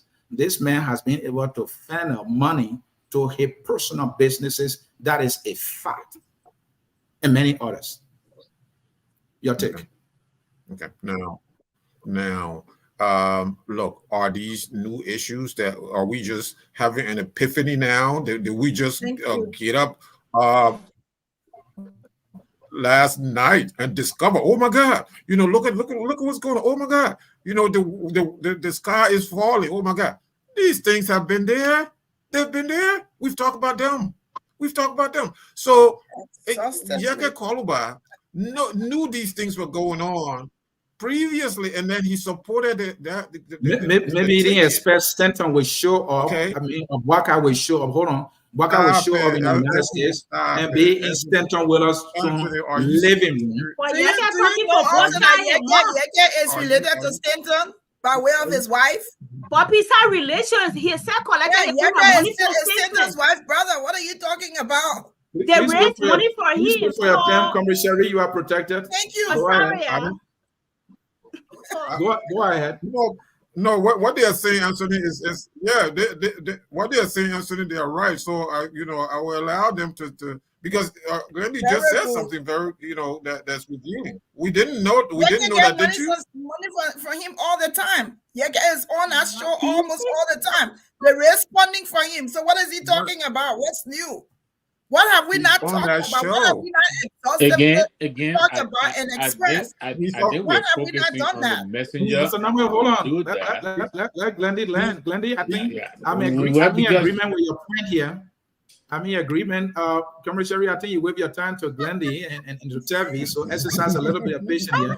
Glendy, I'm all in. I'm all in for the truth. I'm all in for the truth. Yekeh was always on that show. CEO, yes. And today he cries, baby, that Stanton is a fella. So who's gonna listen to him? But Anthony, Yekeh will be the first to tell you that he's not clean. He says that. So I don't know what is the breaking news here. Yekeh will be the first to tell you. But what I'm saying, Victor, when did he discover? Give Victor one at a time. Please. People are listening to all, and it will serve them well if we speak one at a time. Glendy, can I come in for a second? As you come in, okay, let me come in for a second. Remember the saga where Yekeh Kolubah's baby was harassed at the airport? When they took the baby formula from the all that time. Right. Stanton Waterston was literally helping Yekeh Kolubah with finances. Not only that, when those people did whatever they did against him in the house and seized his salary, Stanton used to send money to Yekeh Kolubah. So when the Yekeh Kolubah, even these elections that just passed by, through Stanton, money was given to Yekeh for his campaign. The Joseph Barker now is asking. Joseph Barker gave him $20,000. I know of that. $20,000. Did he ask Joseph Barker where he took the money from? So in the same Yekeh Kolubah speech, what you failed to announce, he said, he spoke big, this big cliche. Once we call for clean hand, our equity must come with clean hand. And didn't he say that? He said so the hands are not clean. Why are you asking for equity? That does not take away what the thing there is, I mean, if it's wrong, it's wrong. My thing is that Yekeh cannot be talking for both sides of his mouth. The same person you call it roll. Everybody know I'm not a friend of Stanton. Yes, I mean the records are there. He stole from the American government. Whatever we want to call it, he's a felon. But Boyka should not be in contact with him because he said he running on change and all of that. But Yekeh, you took money from the same felon though. You were always on his platform and they were raising money for you and they were talking for you and you were laughing, blah, blah, blah, blah, blah, blah. So be quiet. Did he know at that time? You would not know the election just passed. You were there in October. One at a time. Mr. But Kamara, it doesn't matter though. I don't think Mr. Kamara, coming to you there. You will get the last one on this one. But you can't hold somebody to a sinner when you're taking him, keep the sinner. But what I'm asking is, did he That's know at that time? Accountable, or hold anybody, but not Yekeh. Tevina, my question is, did he know the things he know now about Stanton? Oh, public information. Huh? Public information. Everybody knows it. Yekeh was just on Stanton. I'm not asking you. I'm not asking. Okay. I'm asking. All right, no problem. I made a good point that I agree with. Yekeh, this is the very Stanton you roll with. You got money from him. So I'm asking her, did Yekeh know at the time what he knows now? They're refusing to answer that question. Fair enough. Of course, that's popular information. Most people watch Spoon. And besides that it was all in the papers. Even if you don't watch Spoon, it was all in the papers. My thing is that it's wrong. I said it before. I made several posts about it. I don't think Mr. Boyka should have, even when Mr. Costa released the paper, 3,000 that was disbursing to Campbell, to him directly. I personally don't think Boyka should have been taking money for still knowing that Tony was on investigation. If I can talk, on an investigation with American government or even on trial. He shouldn't have, morally, ethically, he shouldn't have. But Yekeh, you were doing the same thing. So why are you talking now? Let somebody else be that want to talk, not you. Not you. Not that it's not right.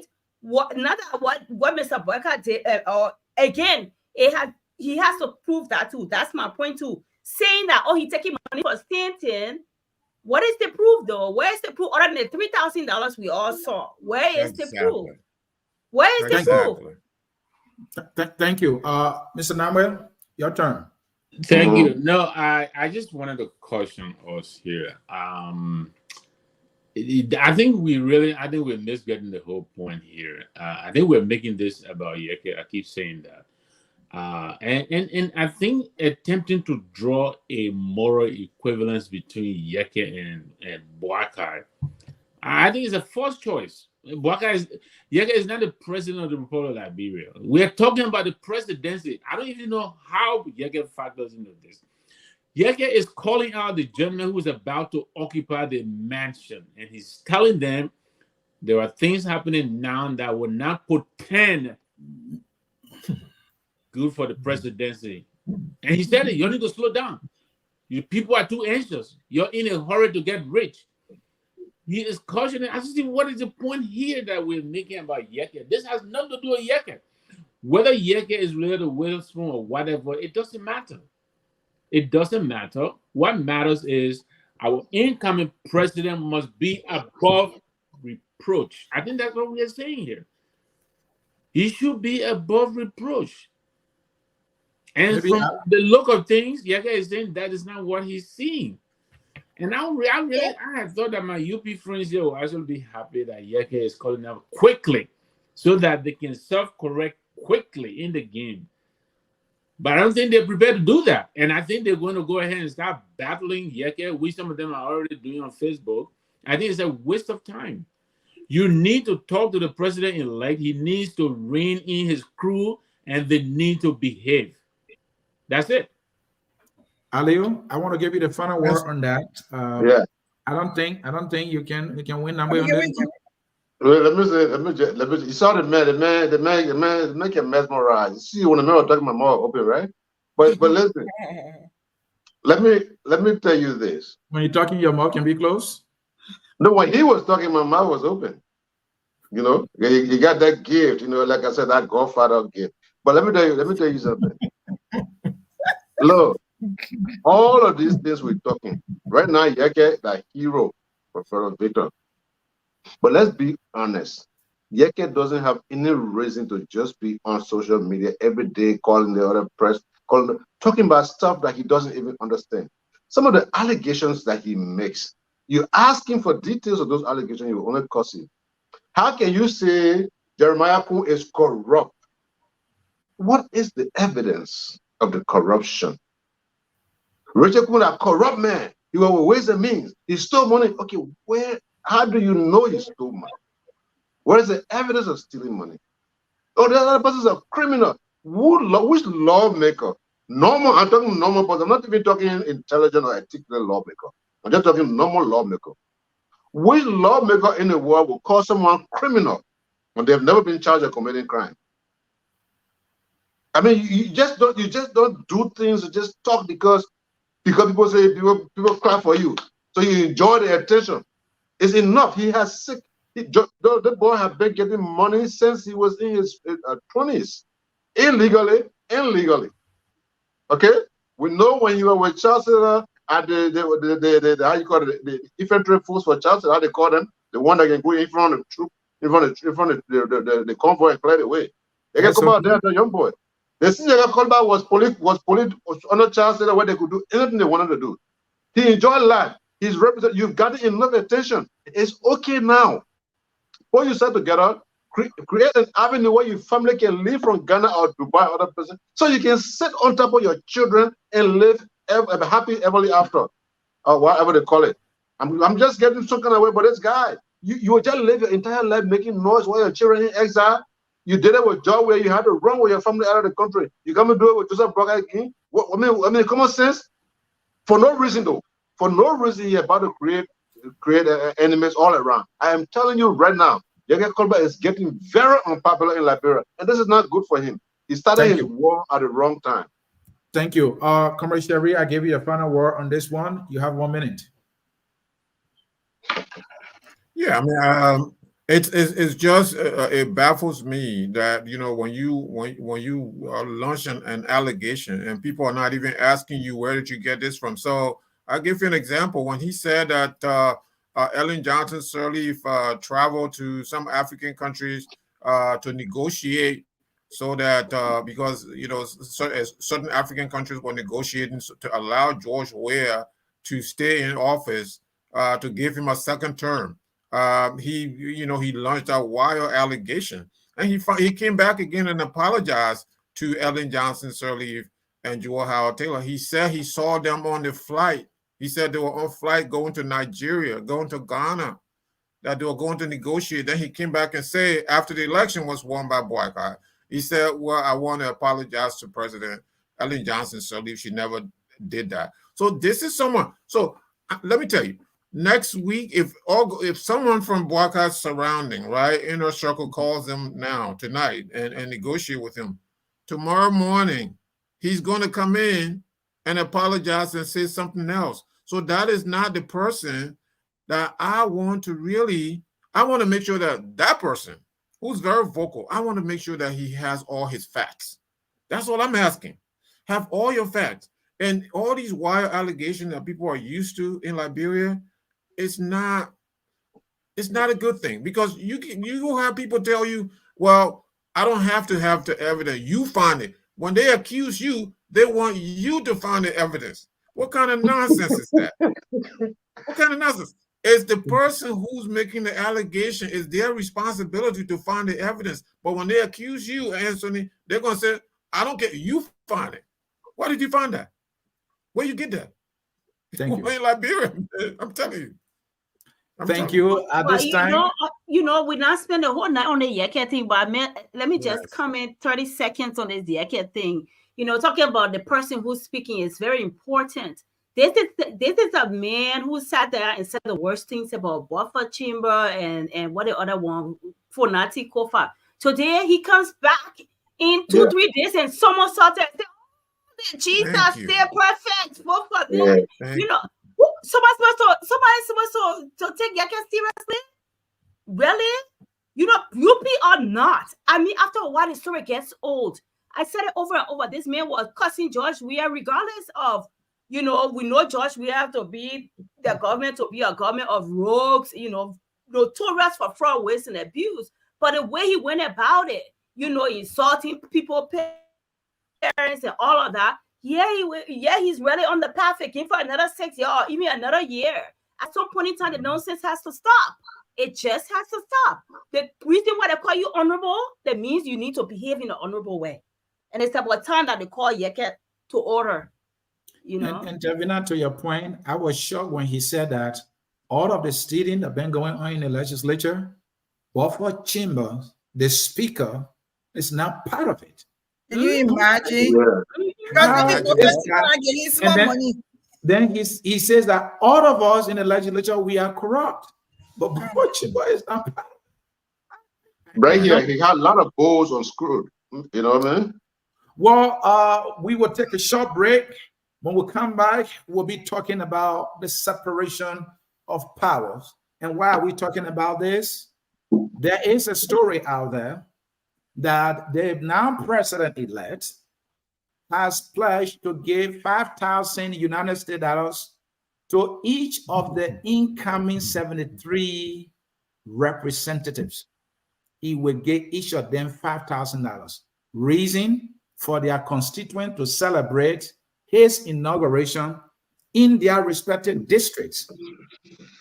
Now, he also called some lawmakers to his house. That was when he said this. And he has an interest in who becomes speaker. Some people are saying he's trying to induce them financially so that they will vote for his choice of speaker. Is this what Bwaka is up to? Where is the separation of powers? Or is this politics 101? We will take a short break. When we come back, we'll be going into that issue. Stay tuned. This is Friday Night Debate. Our country,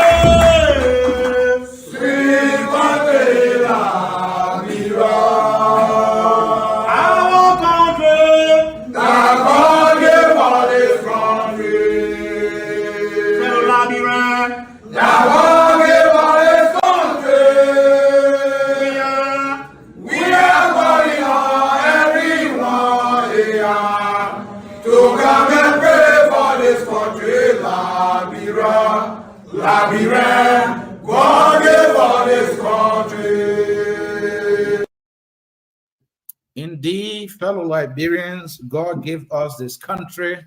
This is why we need to debate the issues that matter about our country, Liberia. You heard me there. The president-elect is injecting himself, in a very sort of way into the politics of the national legislature, talking about electing speaker.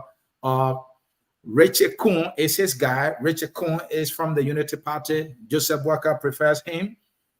And why he calls those people who support Richard Kuhn to his house, he's promising or pledging 5,000 to each of them. Comrade Sherry might know what he's up to here. Tell me whether or not this does not batter the separation of powers. This is your area. Let me hear you. Well, they are even saying that. So we don't know what was said. Amos 12 came out and said, well, nothing was promised. One legislator said 25,000. More Ali says 5,000. Amos 12 said nothing. So what do we make of this? What do we make of it? I'm trying to make sense of it. The only thing to do is if the transition team had a communication director that can give us daily briefs, some sort of daily briefs, and then we will understand what's going on. But listen, he is an incoming president. I do think that he has the right to meet with lawmakers to set expectations, or to start. Right, to start working with them, to familiarize himself with them, because he is going to need the legislature, to implement your program. So he's not going to go in there, although we have this executive presidency, but you do need a legislature. So if it was in that spirit, there's nothing wrong with that. But the basis of your question is, did money change hands? I'm not going to sit here and pretend that I know that money changed hands, because I don't know. I don't know that for sure, because now it's even debated. Some people said 25, others said 5, and some said nothing. So which is which? I guess that's what we need to get. We need to get talking about the money. The representative who mentioned 25,000 is Nathaniel Bawe, District Number 1, my Grand Crew County. He came back and said he actually meant to say 5,000. So Mo Ali was right when he clarified that it was actually $5,000 that the president-elect promised. And when Mo Ali says that, we should believe him. He's the spokesman for Joseph Imam Walker. So he's saying officially that Joseph Walker is giving $5,000 to 73 representatives to celebrate his inauguration in the 73 district across the country. So we should believe him. Aliu, good move, but incoming president? Or is he in the lawmakers here? Yeah. First thing, this is the hard one for me, actually, because, listen, something is wrong about it. Something is seriously wrong about it. If this money is coming from the inauguration budget for lawmakers to celebrate in their various localities, are these lawmakers going to be in those localities, or are they going to be at the inaugural ceremony? That's one. Number two, is this money actually being used to sway people to vote in a certain way? I'm not against negotiations, but I'm against coercion. So, and there's this particular smoke, there is fire. Joseph Boga made some pledges.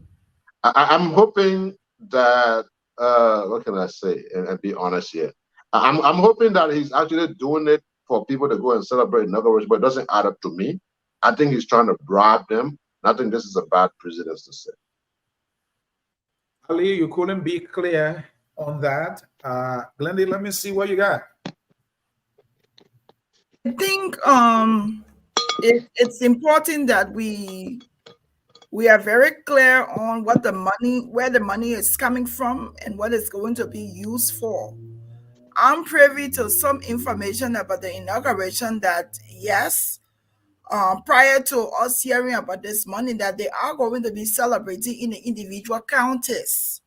So if this money is coming from the inauguration budget, then that's different. If this money is coming from there and being used, or, you know, they're already going to give them the money, and Ambassador Boyka is also using the fact that he's giving them the money, that could be a form of coercion. But we have to understand exactly where this money is coming from and whether it's coming from if it's from the inauguration budget, that's something that has already been planned. Because like I said, they're going to have, it's not, the inauguration, what I've learned, is not going to be the same old like it's done. Everything's not going to be in Monrovia. Every county will be celebrating simultaneously, having their own inauguration program in their county. So we have to be careful, because this like Ali said, this smoke could smell some, you could be seeing some trouble. I would want to understand when this was decided. If this $5,000 was decided before the meeting, then I don't have an issue with it, because it's been used by the inaugural committee for a celebration. But if it was not already decided that the counties would get this, then that's a problem for me. So a few things here, Glendy. The inauguration committee, the steering committee, said that they have now received a dime from the current government for about the, I think the budget is $650,000. They said they have not received a penny from the WIA administration. So I don't think that this promise or pledge by the president-elect is coming or will be coming from the budget for the inauguration. I don't think so. But Boyka does not have the authority to go into the budget and say, give this money to individual lawmakers. I don't think he has that right or power to do so. And that's my point exactly. But also we have to be very careful as to who we're hearing the story from, as to what the current government is doing in collaboration with the committee. Somebody came and said they weren't cooperating. Miata Formula, who is the head, said no, the government is cooperating. So we have to be, it's like, when did we all heard that the government, they hadn't gotten any money, but the chairperson of the inaugural committee said no, the government of Liberia currently, they're collaborating, they're working together and all of this stuff. She wasn't in detail. So that leads me to say, whatever funding they need, if she's saying that they're working together, then it means that they're getting the necessary funding. But I know that programs are being planned simultaneously for that day in the different counties. So we have to, for me, I have to be sure as to where the funding is coming from and who's going to provide it. And if it's something different that Joseph Boyka is doing, I think that's wrong for coercion. But I also don't think it's wrong for him to want to meet with the representatives. Tavina, so why couldn't this president-elect give the money to the superintendent of the counties and now choosing to give it to the representatives when he's lobbying with them to elect his choice for speaker? So when I heard about this whole 5,000, a lot of attendance went up. First from the place of waste, or should we say abuse of even state funds. So when I heard the numbers, 5,000 per lawmaker, we're talking about 73 of them. That's $365,000. Right. Even if it was put in the budget for inaugural program, why are we having multiple celebrations in counties, given the state of the country, the state of the nation? Mr. Boyka ran on change. So have the inauguration first thing in Monrovia, small and simple. That $365,000 can be used to catch up on civil servants' pay. It can be used to help hospitals, drugs, and other things, or even help the school system. Why are you giving these lawmakers money? They already got money that they shouldn't even be getting because they want to go to office 2 times a week or month, and most of the time they're sleeping somewhere and they're getting all the tax stuff. Why are you giving them money other than to influence that decision? Or okay, I'm giving you this, and it is fair to make that logical conclusion, given all we know that's in the news. I'm giving you this up front, so when first of all, my candidate push my candidate forward. 2, so when I put this thing on the floor, there should be no objection or anything, sign off it, let's go, let the judge react as usual thing. One can make all those, inferences based on that. So all around, it looks bad, regardless of it, being line item somebody will say, oh, it's a line item in the inaugural budget. If somebody put that in the inaugural budget, then that should be scratched out. It should be scratched out. Why are you giving them money for giving lawmakers to go celebrate in their counties? No. Mr. Burkhardt supposed to be a minimalist, for lack of a better word. Why are you giving these lawmakers money? That's a bad precedent. You start on the wrong footing from an artist standpoint. Just looking at from a point for even looking at how you're using taxpayer money to begin with is just wrong. So it really needs to be looked into. If that's something they're considering, hopefully they haven't started that disbursement. If that's something they're considering, then they need to pull back that money and transfer it in places where most needed. That's my thought on that.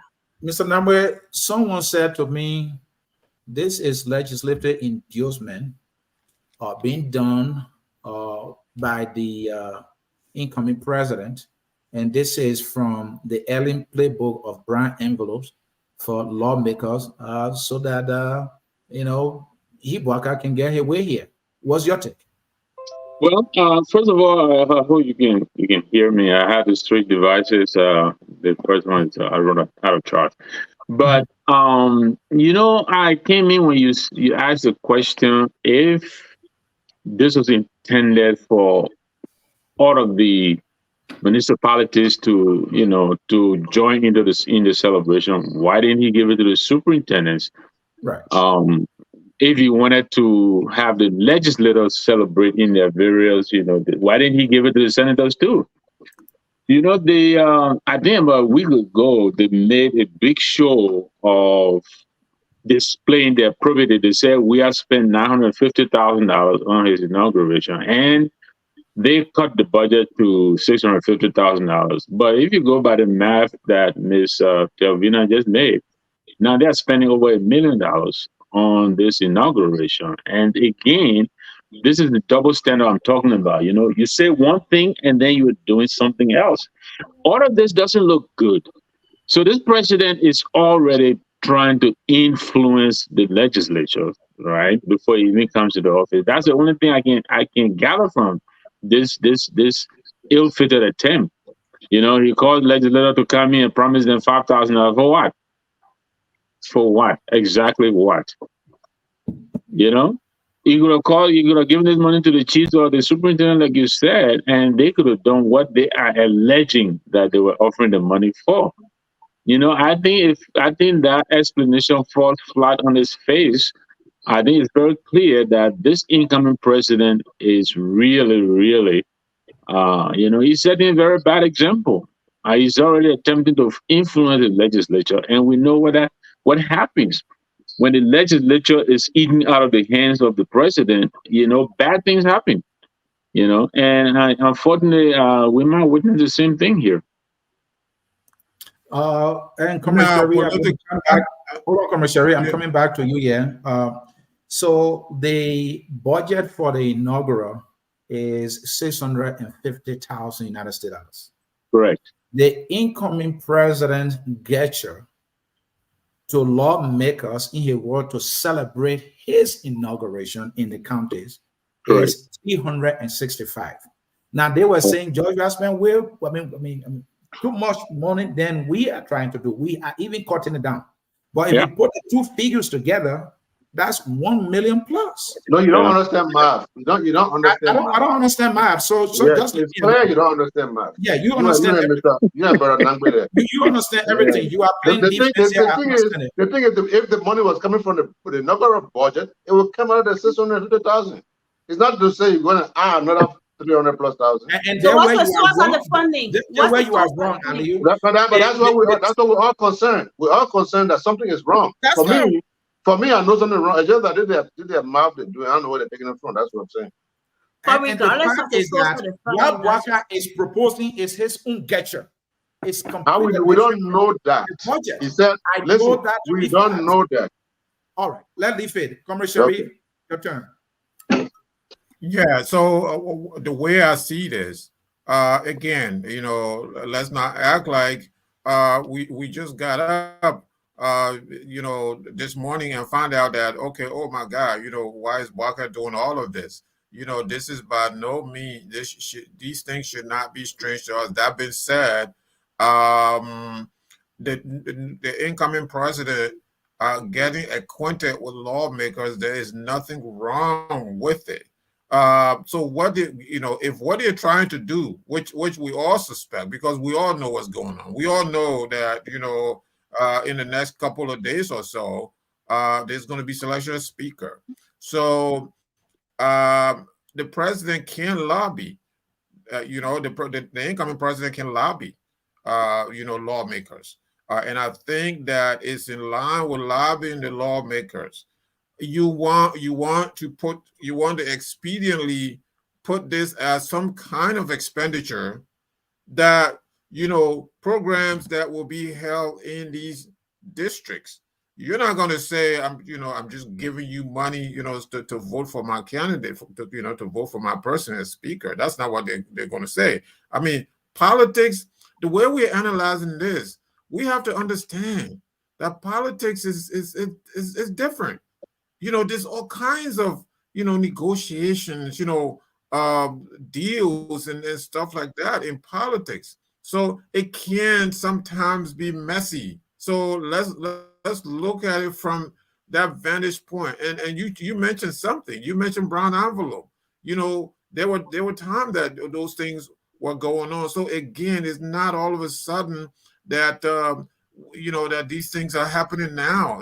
These things have happened. And so if he's getting acquainted with them, and if he's trying to do this, you know, to bolster his candidate for the position of speaker, that is politically expedient. What you can, do you believe the $650,000 only intended for celebrating Monrovia alone? What you can ensure, what you can ensure though, is that the money is used for the intended purpose. That's what you want to ensure. That's what you want to say. So if there was a communication director, this is what needs to go out.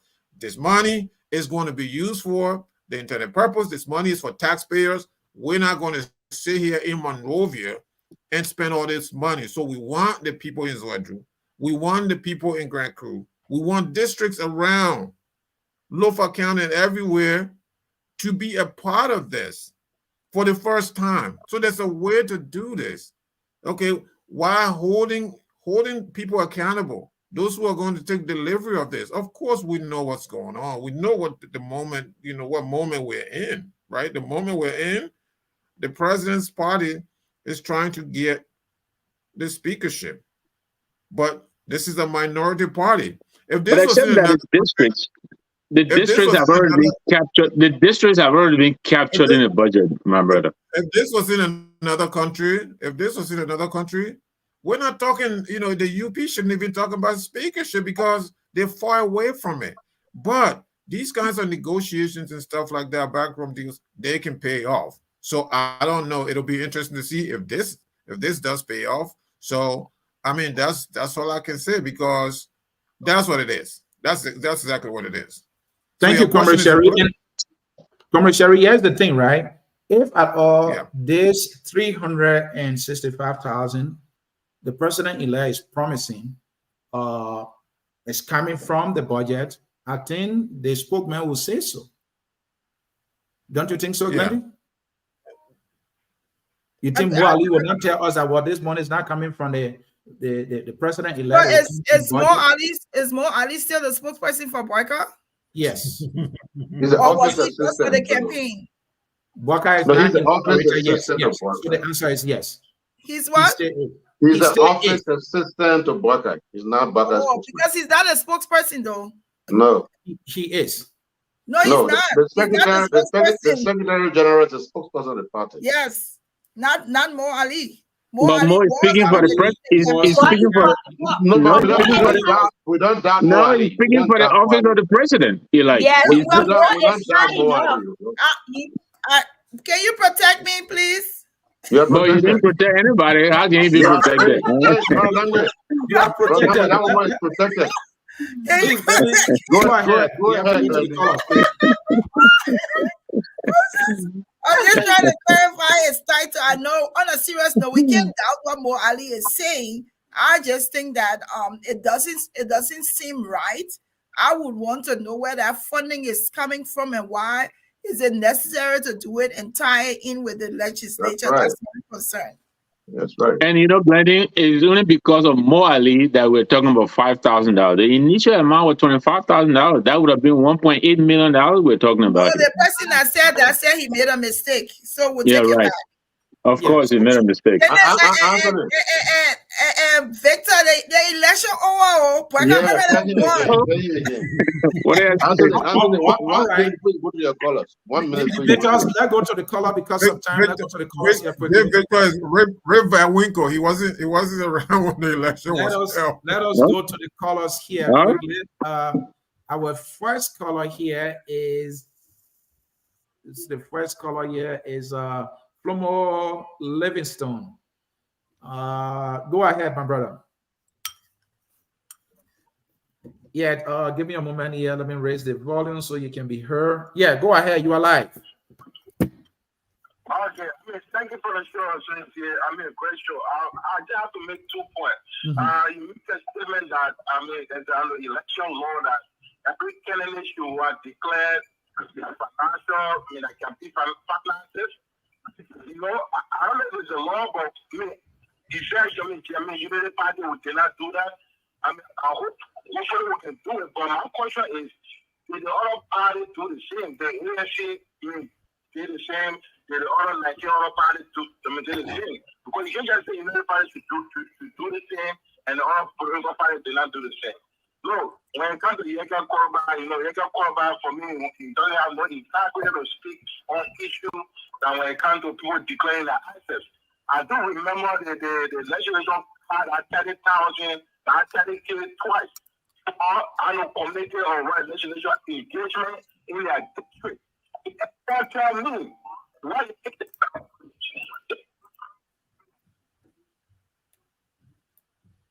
We lost him. Yeah. Go ahead. Yeah. So my point is, can anyone tell me Yekeh Kolubah the 60K it took for legislature engagement? What did he spend that 60K on in his district? Did he ever came back to give an account of that 60K?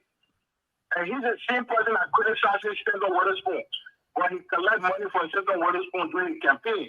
He asked him in the diaspora about t-shirt and stuff. All that.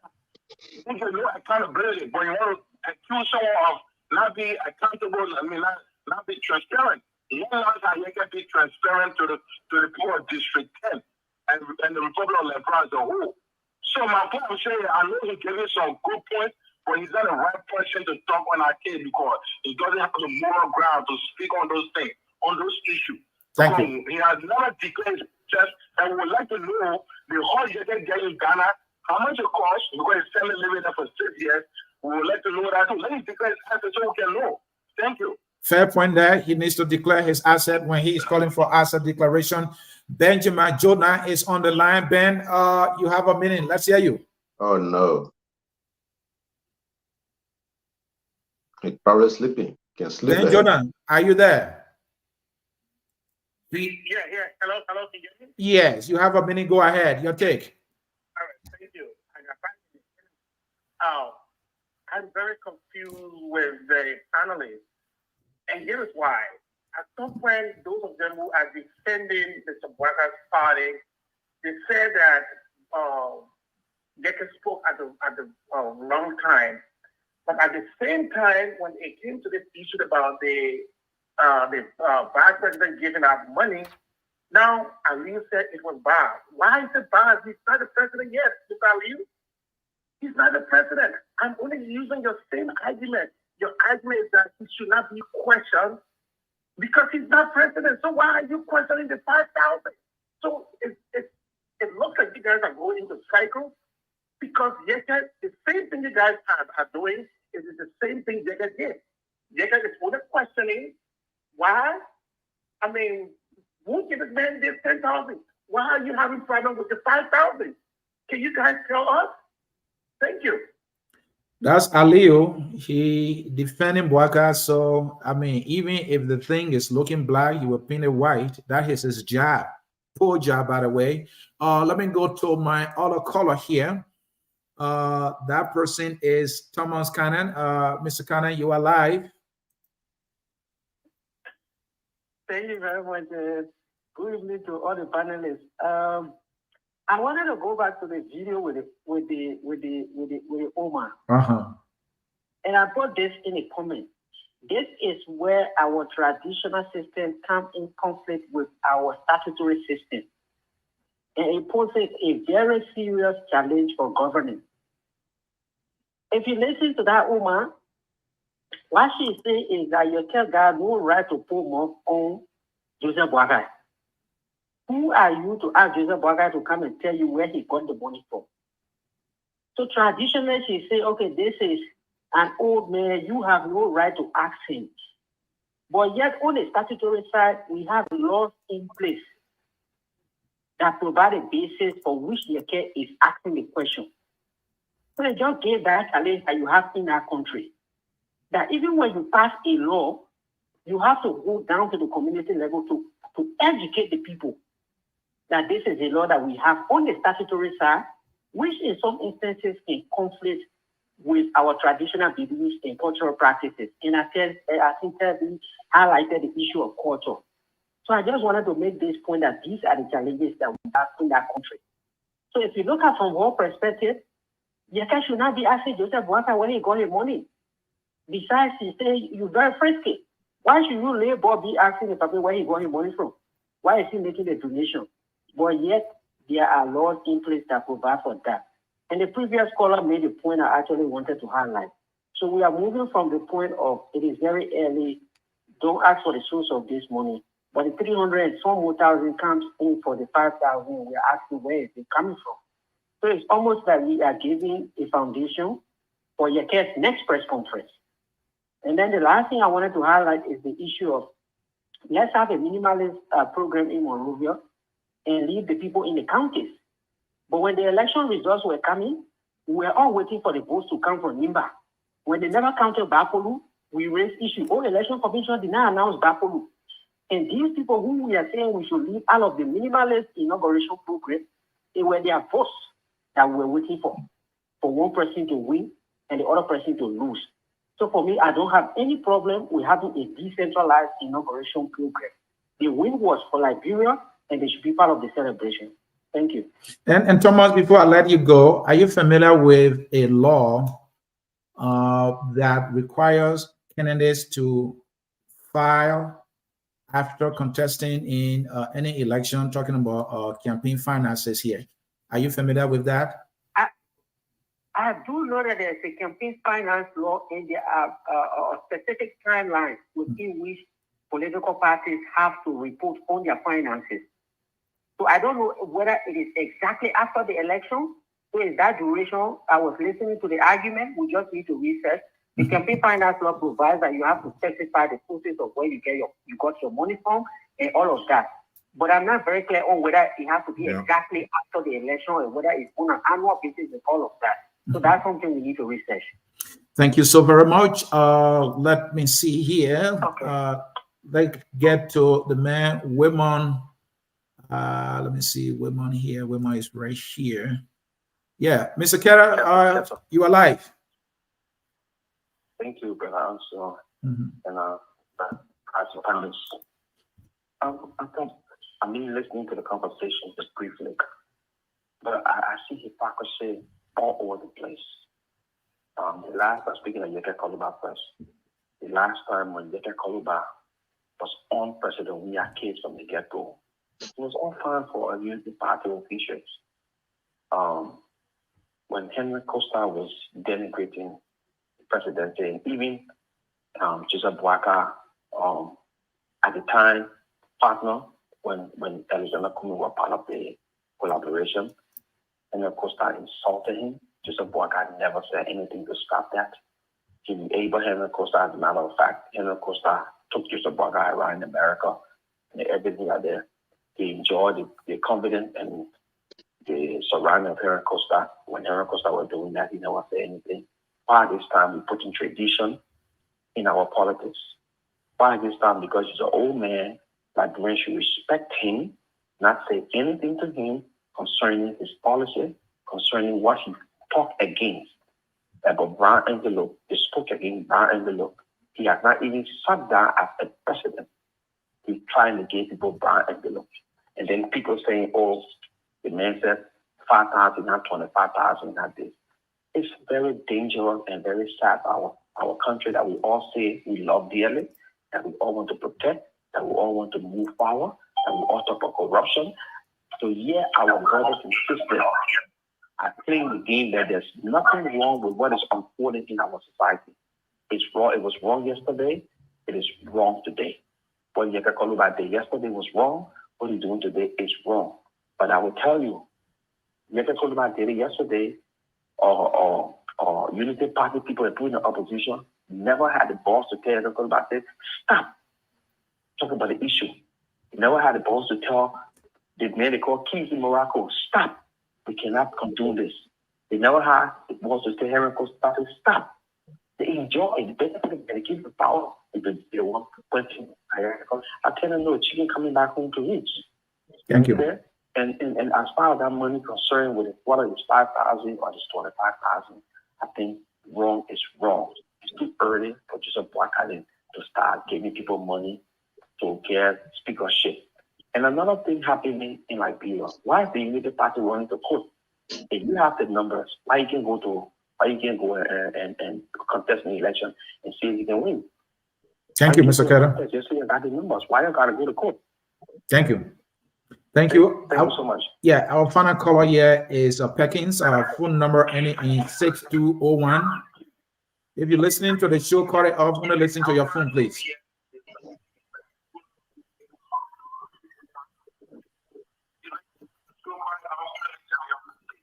All right. Hello? Yeah, go ahead. Your name and where you're calling us from, please. Yeah, my name is Perkins. I'm calling from North Dakota, Fargo. All right. Good evening to you guys, all the panelists. There's good topics you guys are talking about. The first thing that we want the first time is Joseph Boakai donating $50,000 to the victims from the explosion. I think I called the show and make mention. Joseph Boakai is not a president yet. The main question should have been, what did George Weah, who is the president, have donated? Has he even been there? Right? You questioning that money that Joseph Boakai gave to those citizens, it's almost like you can question Joseph Boakai, say, where did you get the $3 million from to run a campaign? How is that your business? Right?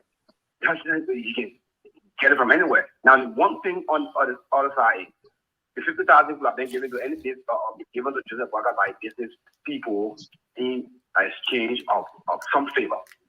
So maybe that's where what is the speaking from. But yes, but that is too early, and that should not be your issue. If you want to mention that, you mention that in a respectful manner. But that's not an issue that we should really be worried about. Now, the $5,000 that Boakai is promising the lawmakers then, I don't know if that money is allocated in the inaugural budget, okay, then maybe he had discretion as to how he wants to spend it. But even at that, I understand like what Brother Connor said a few minutes ago. that these people in the rural area, their votes were the one that got Joseph Boakai into the presidency. We understand that. You can do more better things for these people than just having that few minutes or 1 or 2 days celebration. After the celebration, after that 5,000, then what? Are you going to continue to give them 5,000 every month for something else? So let's focus on the main issue. Even in inauguration, the budget is not that bad. It's not huge. It's not small. But like my sister on the show said, simple thing, go there, let your eyes be on the goal, know what you want to do, and get it done. By now, I also understand that maybe by law, Joseph Boakai and his entire team has up to 10 days to declare their access while waiting for the last minute of time. Now, this is accountability and transparency. I supported George. We are in the first 3 months. I gave up, and I was opposition moving forward. So, Boakai, I didn't support Boakai, but I supported anybody that would not gotten CDC out of power. You understand? So, Boakai and his team by now should be able to declare their access and let it be on books. Let it be on the record. You can't wait that minutes of time. So, the same things that we saw the CDC were doing from the beginning, we are seeing similar things like that with the Boakai government. And one of the things is Boakai, it might not be too old because we got other people like just Joe Biden and yet that's still president. But if you see how the papa is, how he walks, how he talks, he shake hands, how he pay attention, it's going to be hard because a lot of these things will happen. It's not like he will let them happen, but he doesn't have the strength, the mental strength to really, control most of the things that will happen around here. And that will be one of the problems. Thank you. For 6 years. Thank you, Perkins. Thank you, Perkins. Be our last caller there. We will get to each of you for your 1 minute closing. Because of time, we would like to go first. So, Ansony, let me go first. Since Mr. Jonah is concerned about what I said or what a lot of us said. Okay, there's this thing about the two things, Jonah and Thomas. Okay, they're saying that we said that it was too early for Yekeh to criticize Joseph Boakai, but there are two different issues here. One, what happened in Tutata was a donation from Joseph Boakai on humanitarian grounds. You cannot compare it with some solicitation or some way to coerce people to vote for you in parliament. That's a governmental issue. And we're also talking about inaugural money. So we're talking about the process of governance.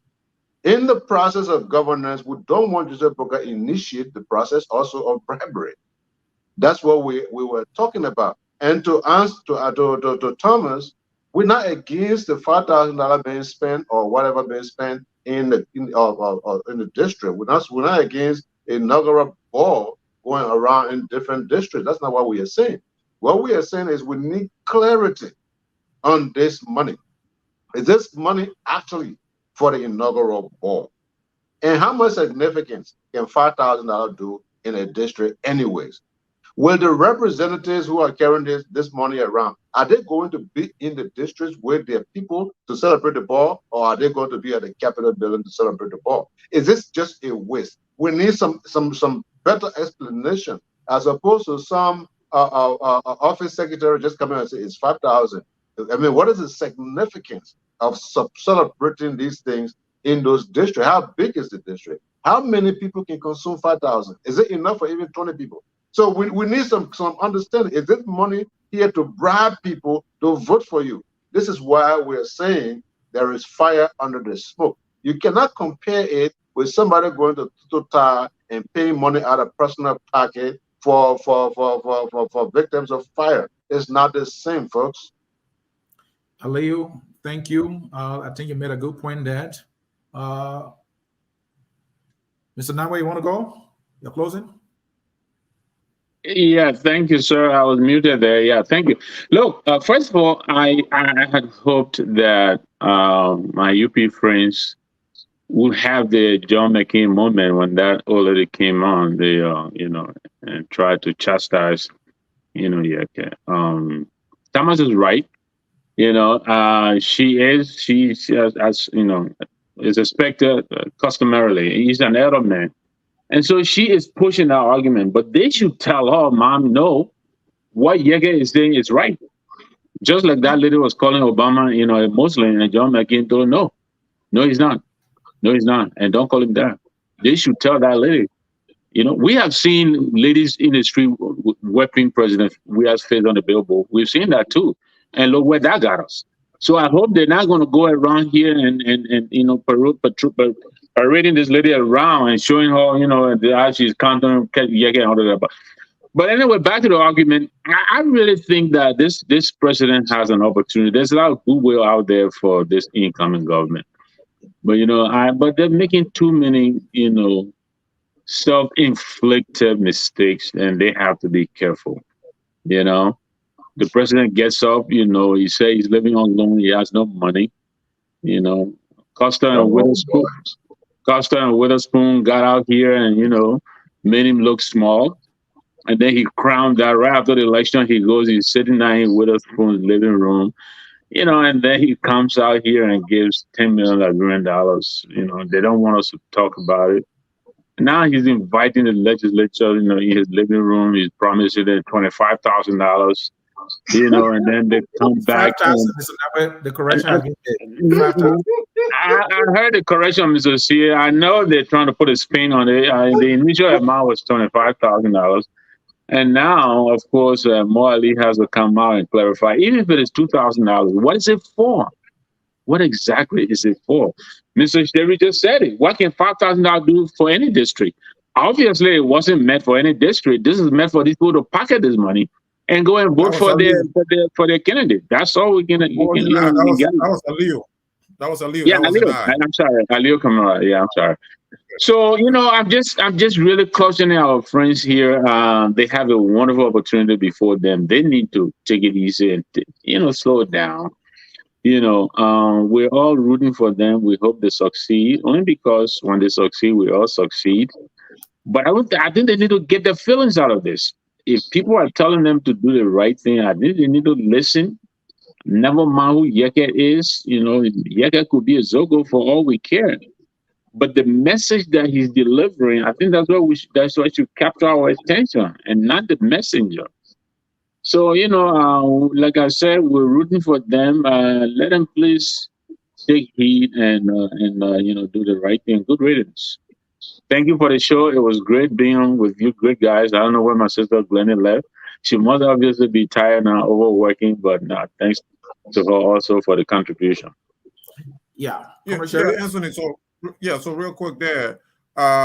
You know, when you say you have a budget of a little over 600,000, and you're going to spend all of this in Monrovia, why is everything centralized? I think that is a question that has never been answered by Jay Victor and others. You know, why should this be centralized? You know, why should this be spent on Capitol Hill? Not even in all of Monrovia, but right up there on Capitol Hill.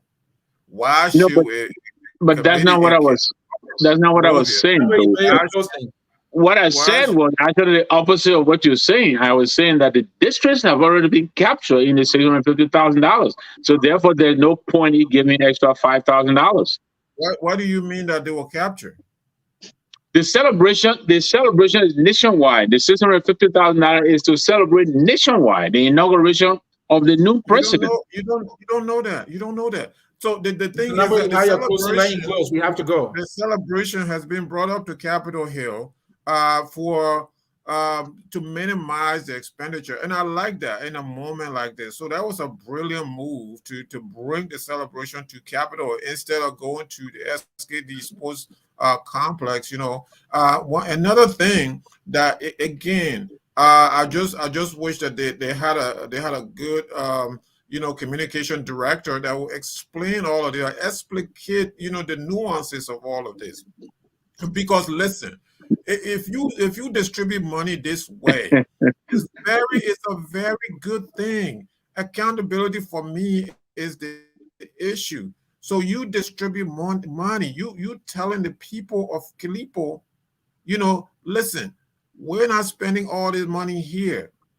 So we know you're out there. You're not invisible to us. You're telling the people of Pudukan, you're not invisible to us. And I'm calling little villages, towns names now.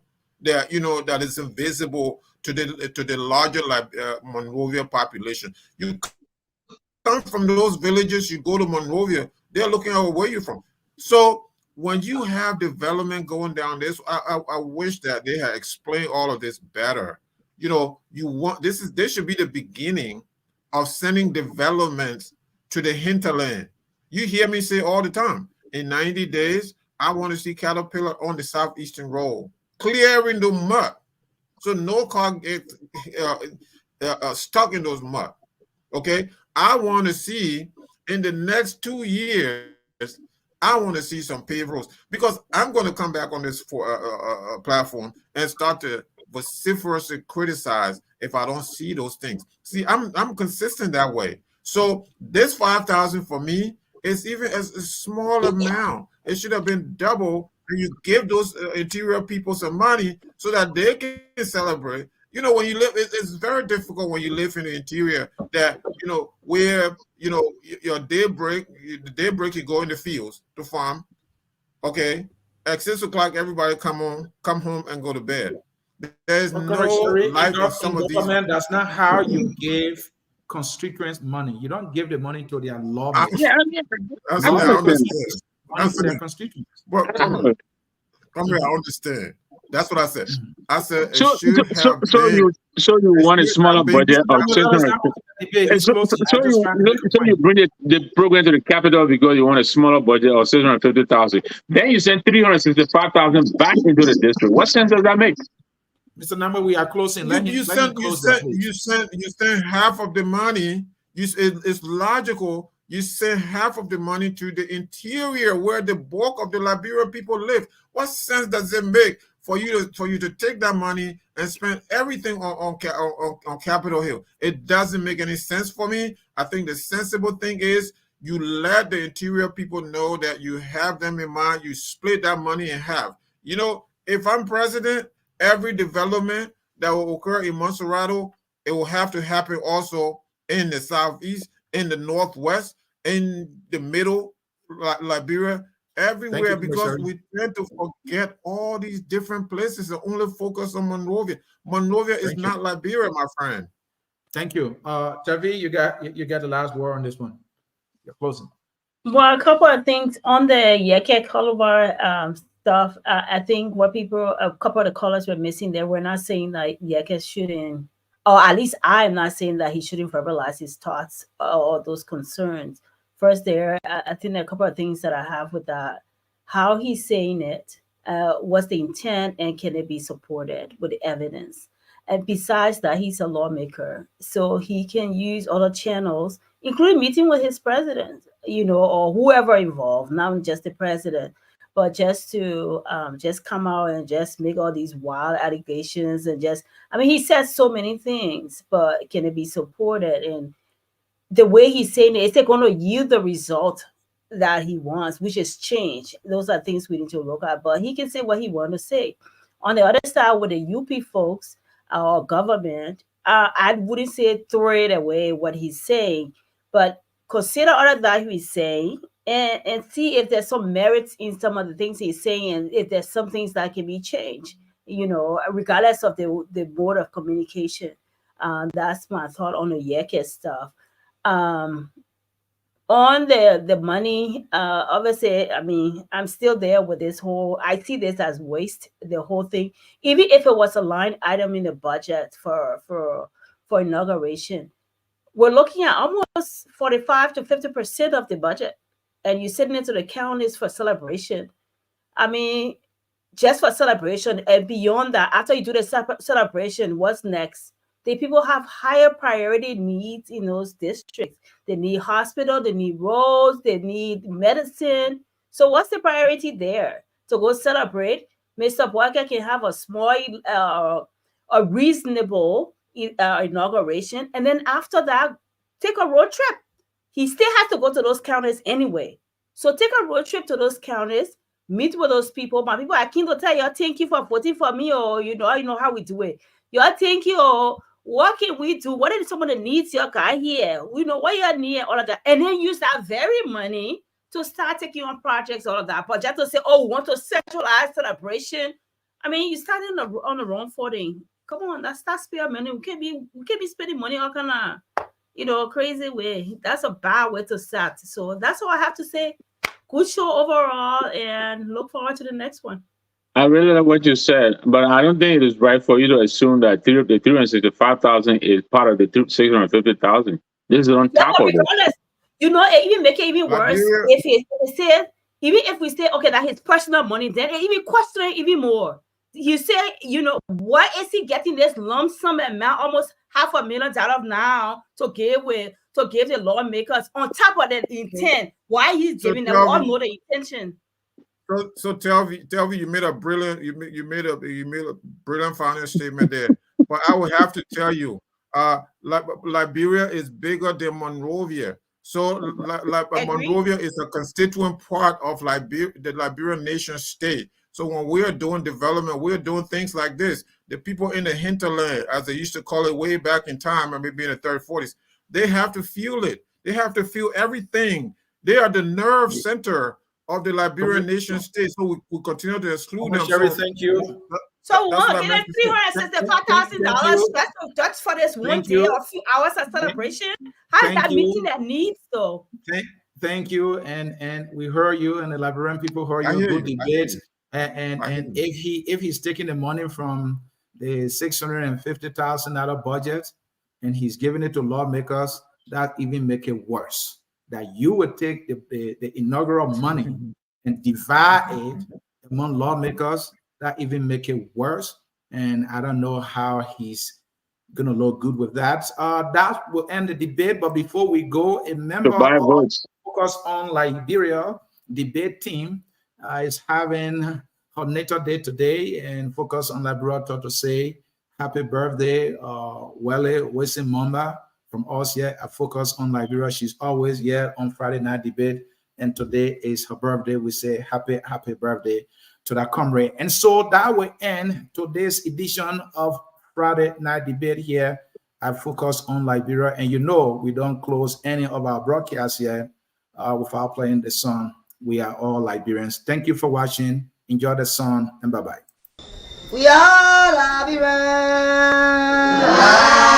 Liberia is our home.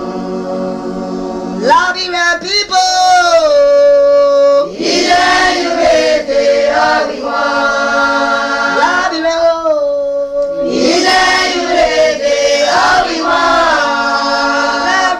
Liberia.